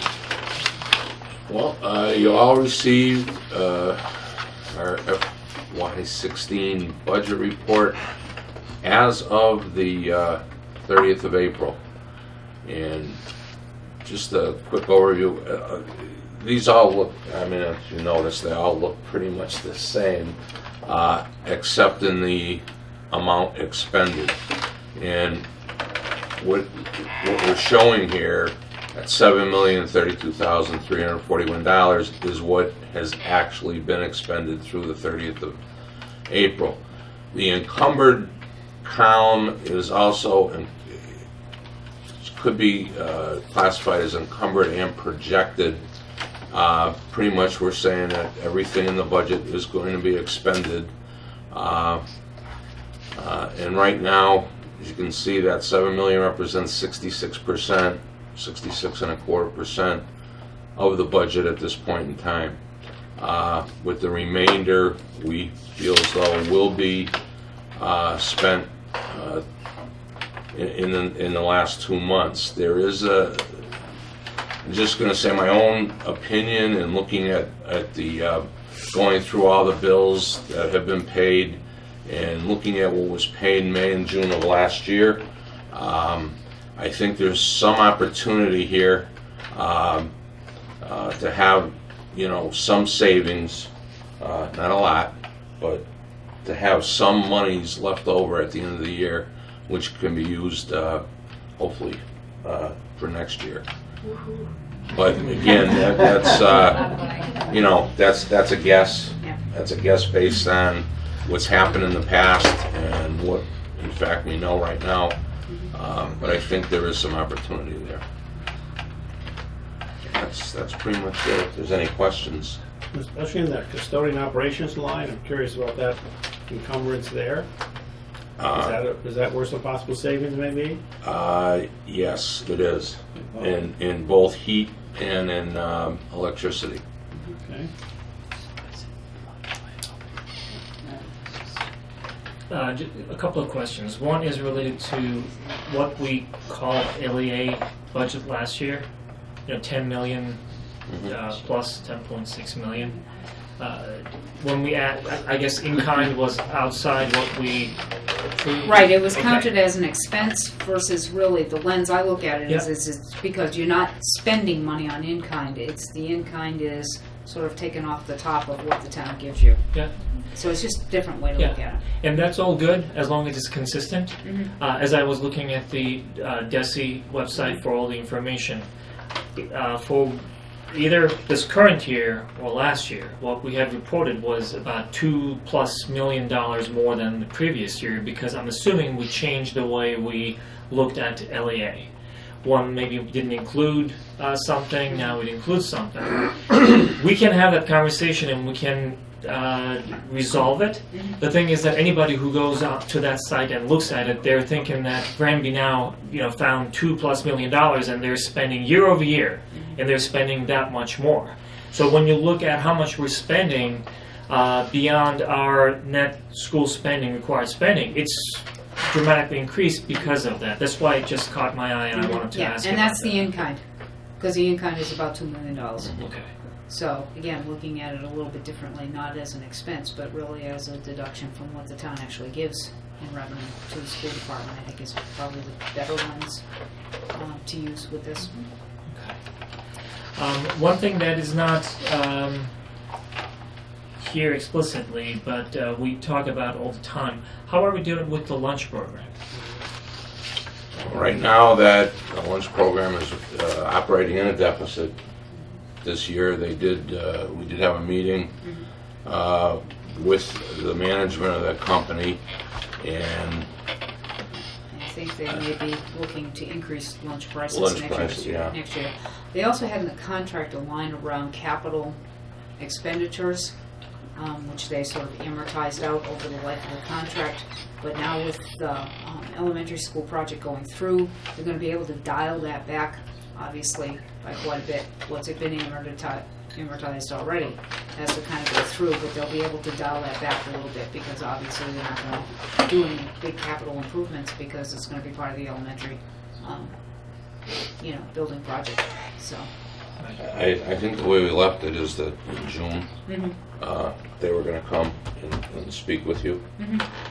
And For the lunch. lay Price everything out. increase. Yeah. Yes. That would be helpful, Yeah. rather than trying to do it in the summer. Yeah. That would be good. And also, I think we need a little more understanding as to what the lunch program financing really means and how it works. I, for one, and everybody else might have had different ideas, but I thought that it was a by definition balanced budget, so there wasn't going to be any deficits. I understand now, after having had some conversations, that that's not the case. In fact, every year there is some deficit, and I'm told that almost the day we start, there might be some deficit because of the cost changes or the changes in enrollment. Well, two things that really come to my mind around that, and those things add up. I mean, those deficits add up. Eventually, they become very large. Right now, it's fairly large, and we're looking to different ways of addressing it. One is we have a contract. At least from my perspective, a contract is an agreement with some hedging. So, I basically agree to something so that I don't hit surprises year after year. It seems like we are hitting some thing that we call surprise, which in my mind should not be really a surprise, because it looks like we're looking at some enrollment figures that are not necessarily accurate either. So we have some opportunity to look at that program. If we're going to do the price increases, it's a marketplace. Folks who want to pay that amount and want to buy it, they may go and do it. If not, they don't. And if the program becomes unfeasible for us, we can have a different conversation. But the impression right now is that there is a almost self-sustaining lunch program. In the sense that, we are charging a certain amount, it goes into a revolving fund, and then things are happening in the background, and the budget is more or less close to being balanced. And again, the understanding is that that's not the case. That's why we should have a real honest conversation as to what is what, where we are hitting those obstacles, where we are getting into that deficit almost consistently, so we can solve that. It doesn't make any sense that we would vote for a budget that is consistently in deficit. That's basically, okay, we're going to agree, but I know that I'm going to be in the hole for that budget, especially at a time when we are trying to find even a few $100s here and there to save, something. So just I wanted to throw that out, and we're going to need to get into a little more detail around that when they come and visit. So just a simple follow-up. If they do go in a deficit, as you said, Archie, if you're looking at a deficit, the prices will help something next year. But what have we talked? Then who covers that deficit? If it isn't us, I hope, because it's news to us. Who covers it? Is this where the You have a town? contingency in your budget. Yeah, it would either, Right, it but- would be That either you us build in. if we can. Is that and enough to cover it? Then the town, ultimately, Which the town has done in the past, through free right? cash, right, through reduction in free cash. That's the issues that then puts us in this. Yep. Yep. Why they don't want to, that this separation that comes between. I have to tell you that I don't know of many school districts that run in the black. Most school lunch programs run some sort of deficit periodically. I think there's been some buildup over time that needs to be dealt with, as a separate issue. But again, I think it's also coming to some agreement about how record keeping is happening and what is counted, because sometimes towns don't necessarily count inventory on hand, where the lunch program will count the inventory as an asset. So some of it's coming to an understanding of the record keeping, and you are allowed to count your inventory as an asset. So again, just coming to some sort of common understanding of this is how the books are being kept, and this is what we are counting and not counting. Whether it's cash on hand or cash on hand plus inventory that happens. And part of the problem too with lunch programs is it's very uneven. You will have huge expenditure in the fall, and you get revenues in, then it comes up. And part of the business with increasing lunch prices is not just to make the lunch program solvent, but there's now regulation that says the lunch price has to mirror what is given by the federal government in terms of reimbursement for free and reduced lunch. So if you're charging something less than what the federal government actually reimburses on, we're required to bring the prices up to make that match. Or to keep Even if we constant do with it. charge less, it doesn't mean that we're not paying for it. At the end, it becomes a deficit, and therefore we Right, go and right. have to find the money somewhere Yeah. to pay for it. So, okay, so it's just wanted to bring it up so that we can have that conversation when they visit. Yeah. That would be good. You'll enjoy that conversation. If it's got food in it, I'm there. They would actually like to put on a little spread and let you taste some of what they offer. I've heard. They'll probably charge us though. I think they'll eat this one. I just remember way back when we switched, when we had problems with our own food service, the idea of switching to this was so that it would not cost, that make it work, people. Don't come. Yeah. So that's the issue. It's been what? I think they've been, it's 5-6 years now? So I think it's good for a thorough, really look at Absolutely. what this is doing. I have heard good feedback on the quality of the food. You Well, have or haven't? I have. Good. So One thing they did tell us was that from all the districts that they serve in the area, the percentage of students utilizing their services is the highest here yes. than it is anywhere else. No, our enrollment's lower. It's about 66% of the kids. Right. I think that speaks to Yeah. the higher Yeah. quality of Well, what they're I gotta serving. tell you, the chef here does a great job. Yes, He really does. and I've heard really Yeah. good things about the chef. Yeah. But also, on the other side, it makes the consistent deficit even more curious, because if this is a district where you get closest to what you projected and you're still in deficit, I can appreciate that, most or all districts have some deficit. What I, from my perspective, cannot appreciate is how come we're not looking into what is causing it and solve that problem. I mean, if year after year you're in the red, there is something there that we can look Well, into. and they've done some programs this year with kids to try and increase participation. So getting kids to participate in the program. They've done the lucky tray at West Street School. If you get the lucky tray, you might get a cookie or whole grain, of course. Whatever. So the kids are excited about that. I was down there during lunch one day, and the kids are telling me, "Oh, I got the lucky tray today." Well, what did you get? And so, but those kinds of things. They do incentive programs to try and get kids to be excited about participating in the program. So, Yeah, kids will do anything for a cookie, right? absolutely. So will So what about the superintendents. lucky tray? I'm surprised they only do it at the elementary level. I know. I don't know if they've done an incentive program here. I don't know that. They did with breakfast. Mm. I think so. So. Good. Anything else, Archie? That's it for now. Any questions for Archie? Okay, so thank you very much, Archie. So it is almost 8 o'clock. We have the evaluation to go. So I will throw it out there. Should we take a 10-minute break and then continue, because we don't want to lose everybody? We've already started losing folks.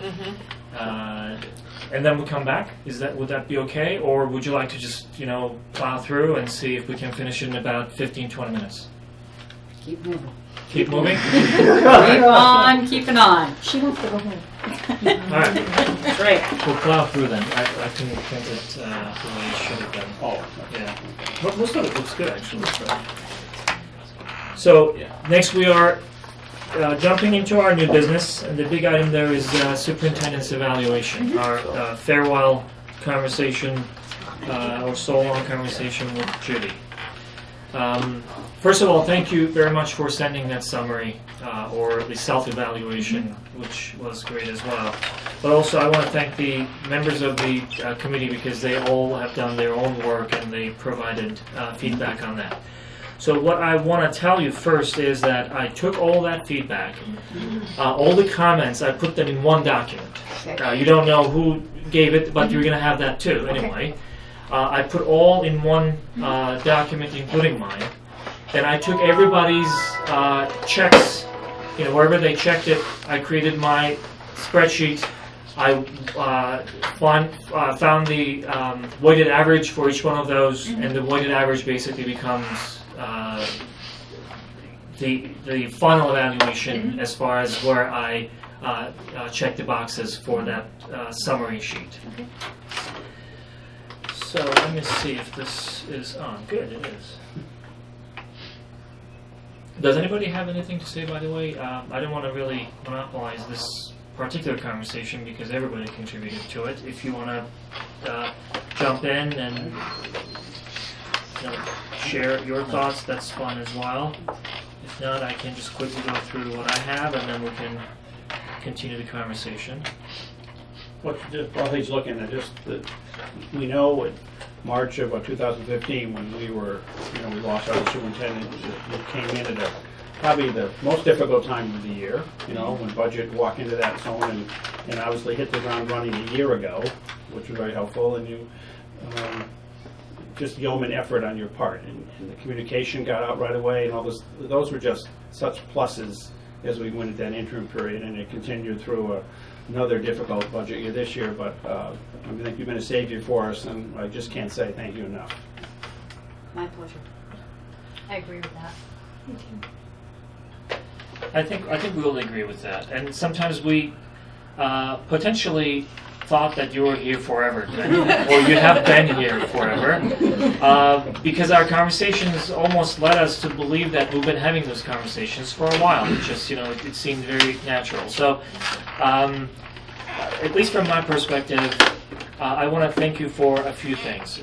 One is, I think we found a different level of trust and transparency. I don't know, I don't want to really turn this into a deeper conversation, but that helped all of us to come here with a lot less tension and be able to get into a conversation. You very nicely reminded everyone a few meetings ago that we don't really have the luxury of going to a coffee shop and talk about things and then come here. Everything that we talk about happens here. Sometimes we come across as not knowing what we're talking about because we don't know what we're talking about, because that's the first time we talk about a certain thing here. And you were really helpful in just helping us in different ways. And one of those ways is that you asked whether you should get some more information for us. You asked for direction. You asked for feedback. That made it a kind of two-way conversation, as opposed to us listening to you, what you have to say, and then completely rely on that. We were able to then find the comfort of going out and do a lot of research. We became these little amateur, at least for me this is true. I know that we have professionals too. But I became a certain amateur educator. Just, I took pleasure in finding so that I could be part of the conversation. When you ask something, I could be part of the conversation too. So, one, thank you for that. And number two, I think we have a lot of tangible things that came together. One of them we looked at, actually two of them we looked at tonight, but one of them was especially important to you when you came in, the emergency plan. We put a strategic plan together, which is something that I love to begin with. But I was very happy to have so many people from the community, the leaders from the community, parents, our administrators, some of our teachers, become part of that planning. That really helped me think in terms that you were saying that was a community effort. And again, that would put some community focus around that. Again, emergency, the curriculum. But you have this discipline and an ethical approach to things that you promise, sometimes probably to your own detriment. You made all those promises and you really wanted to finish. So it wasn't really unusual for a long duration to see your car here on the weekends, which kind of pained me sometimes. But I know that you weren't going to listen to us anyway. You were going to continue to work on what you had in mind. Well, you couldn't have talked to my parents because they're gone, but did you talk to my brother in West Springfield? But thank you for all that. It was different. It was a nice experience. It was great to have you here. And I know that with all the transition that you and Cheryl were working on, we're going to continue on a similar path. So I want to start with a summary of things. If nothing, this actually allows us to summarize on top of it, so that's great. In terms of overall feedback, the overall evaluation was proficient. In terms of the goals, we had 4 goals. One of them under professional practice, another student learning, and 2 under district improvements. For those, I think the committee was a little more lenient than your own self-evaluation. For professional practice, it was the consensus was that you met the goals that you set out for yourself. For student learning, we made significant progress, and for district improvement goals, we met those goals as well. And as we look at these, just there are 5 categories, and sometimes we get caught up in what is on the right-hand side, which is we met the goals and we exceeded the goals. But for us, especially, for things that we started to do and where we got them, that significant progress column was very, very important too, because we started in some cases from scratch, and we got to a great place where we can build on. Let me see. Under performance, assessing the performance on standards, for standard 1, actually for all of the standards, all 4 standards, which are instructional leadership, management and operations, family and community engagement, and professional culture, all 4 of them were an average of proficient, which I will elaborate a little later. There were a lot of good comments. If you want, I can just read a few, but I know that you will take the time to read. But let me just do that. Just randomly jump on a couple and give you a taste of it. Dr. Hull has demonstrated strong management operation skills since day one. Her take charge attitude, leadership qualities, and knowledge in all facets of running our district regained the school committee members' confidence almost immediately. Here, I actually got this one. Dr. Hull has been able to make a positive impact on Granby School District during her tenure. She helped the district through expected and unexpected processes that brought wide public scrutiny, such as the school building project and water contamination issues successfully. I feel that Judy came in at an incredibly hard time and not only held the wheel but steered us in the right direction, making it better for the next superintendent and district. So those were some of the broader comments, and you're going to have a lot more in specific areas as well. So when we go to the specifics of our goals,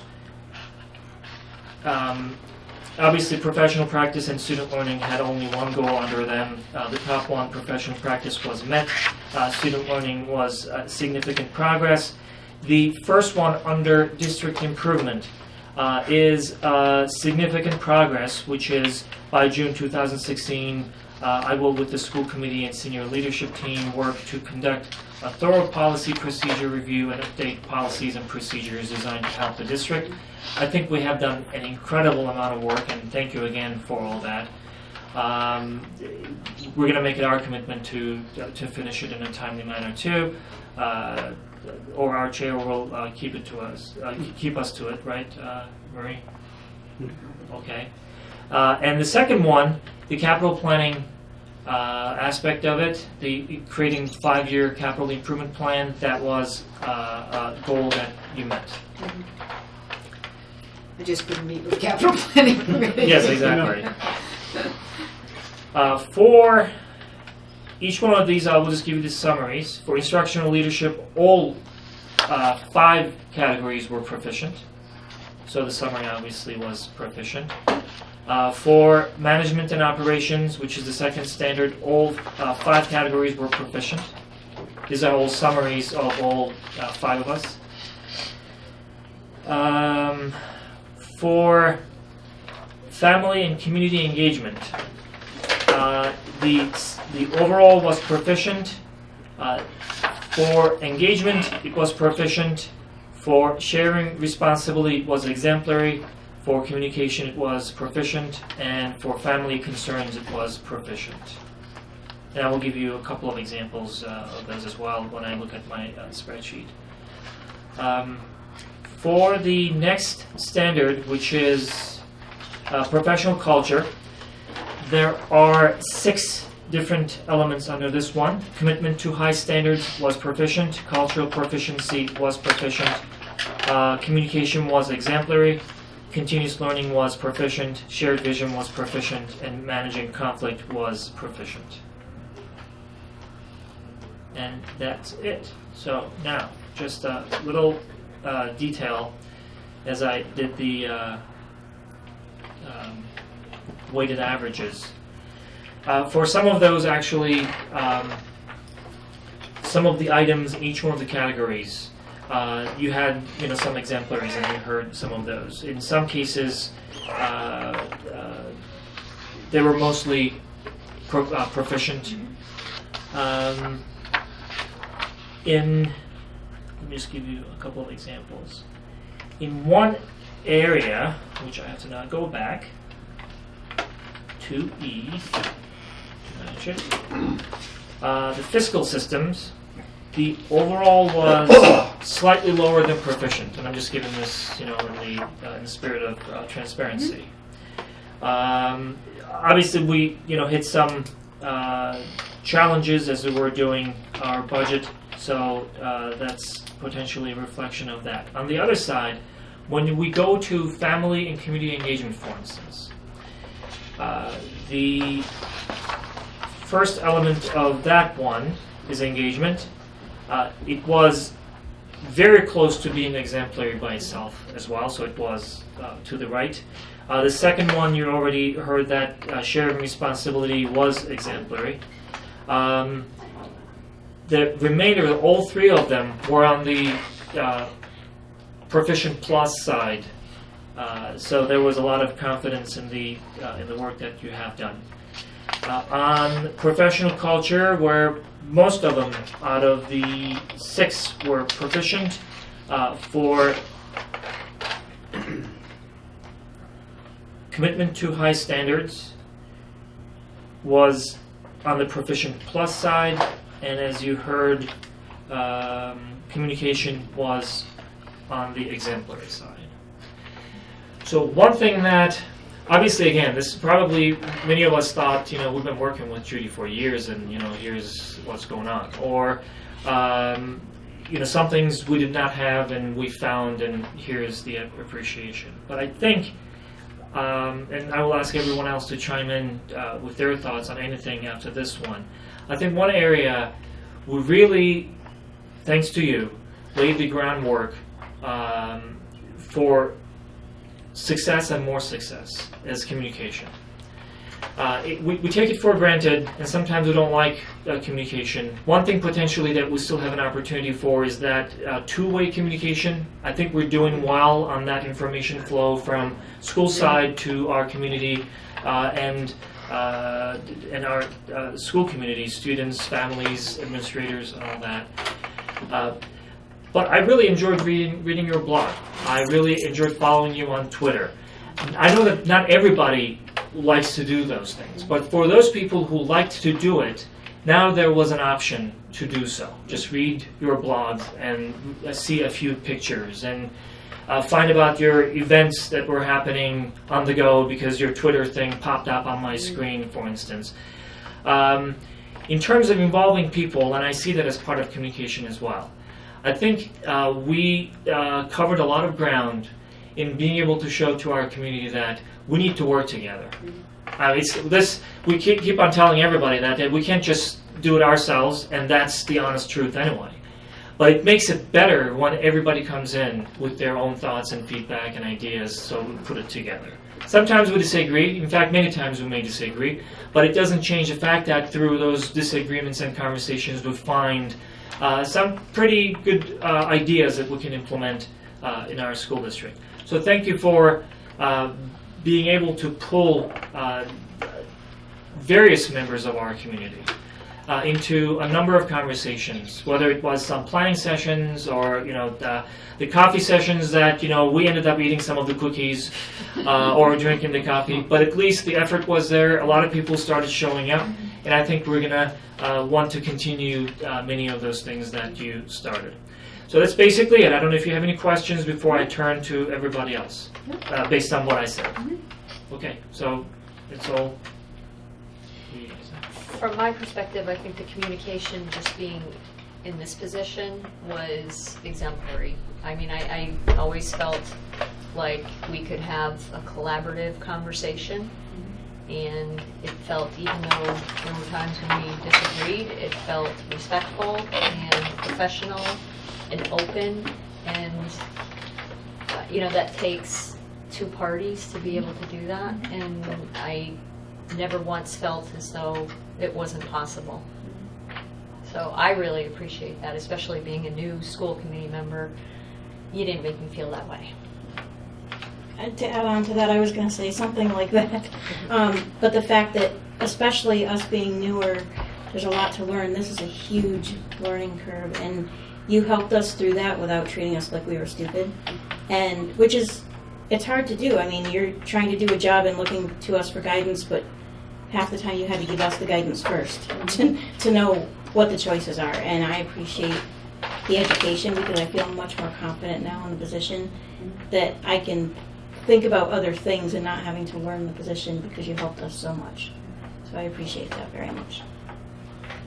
I can echo all those and just think back to one other thing I meant to say is that you also came into a difficult time having to set foot on the school building committee, where we had tons of work ahead of us before the vote. And I know, some of us just go to a meeting every once in a while, but you're there meeting with the architects, meeting with the staff, making that happen, getting stuff out. And I think the big vote we had, was also a credit to the work you did, helped us pass that vote to get that new school in a couple of years. So, an effort on that part as well. And I mentioned it here, and I think I mentioned it in passing too. But that water problem really hit us unexpectedly. And to be honest, there's only so much, if I talk to people, I can tell them. You were the face of the school system, and you've done it in such a nice way. And I was, I don't know, lucky or unlucky to be part of all the email correspondence with DEP and all those people that were expecting different type of information. You've done such a great job just calming everybody down and providing the information in a timely manner, and sometimes clarifying things that were not so clear as far as the timeline, the content, and this and that, and engaging a lot of people to be able to answer that. I think it was, I don't know if it's understood, but it was one of the biggest challenges that we hit this past year. But we were able to address it fairly quickly in a very successful way, in a way that we were comfortable at the end, saying the water is safe for our students, for our children. And you have a lot to do with that. Credit goes to you. Thank you. I didn't do the work in a vacuum. Senior leadership team, sorry. This is bittersweet. It's a great group of people. You have a fabulous group of administrators who work and care deeply for your kids. And I couldn't have done the work I do without them. You've been great to work with. You have kids' best interests at heart. And even at times when we pushed and pulled with each other, I knew that's where you were coming from. And that made the work a pleasure. Sorry. No. Thank you, Jenny. Thank you.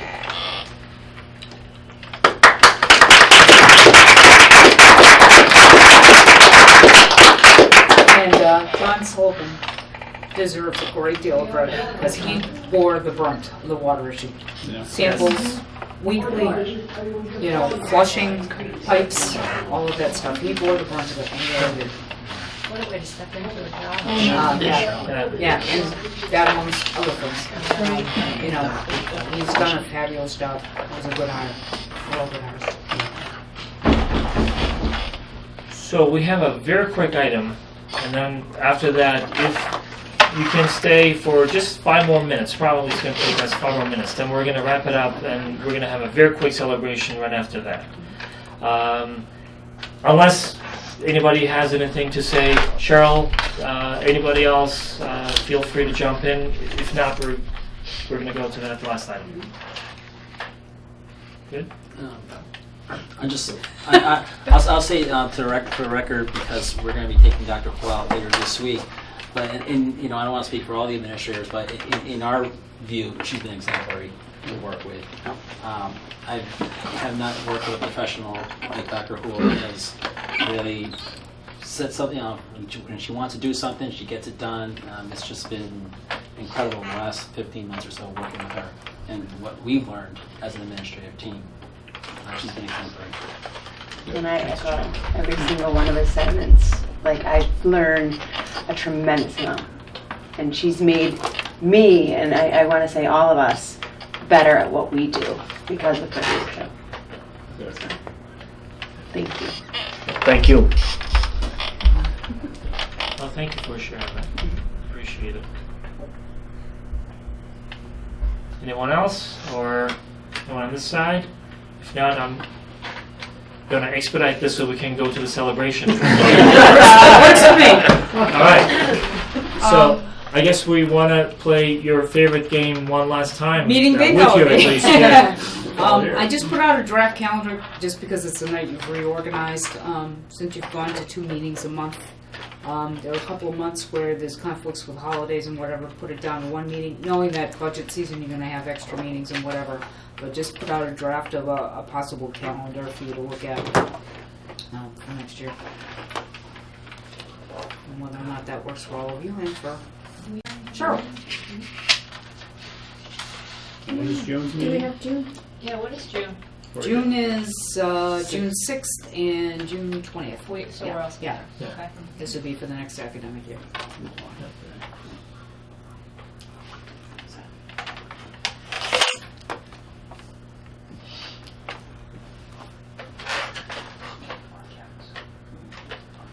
Looks good right now. Yeah, looks good.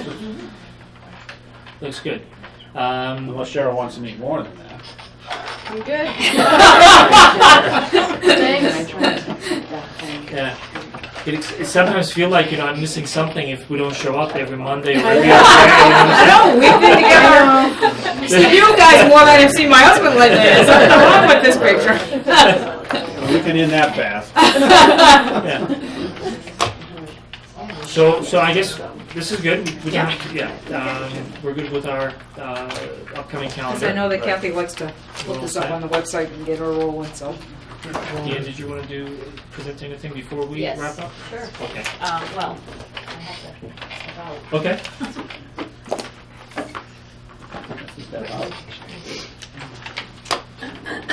I'll be right back.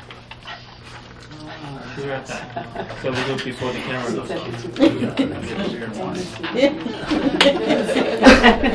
And then the camera go off. Yes, and that might make it our last meeting anyway.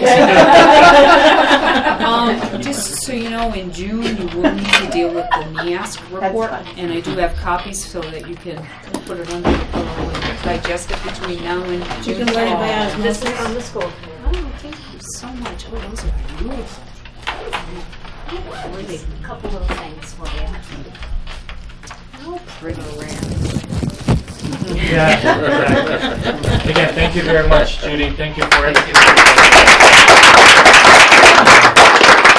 my pleasure to be helpful. So with that, we don't have an executive session today, do we? Nope. We don't. So is there a motion to adjourn? Motion. Is there a second? Second. All in favor, please say aye. Aye.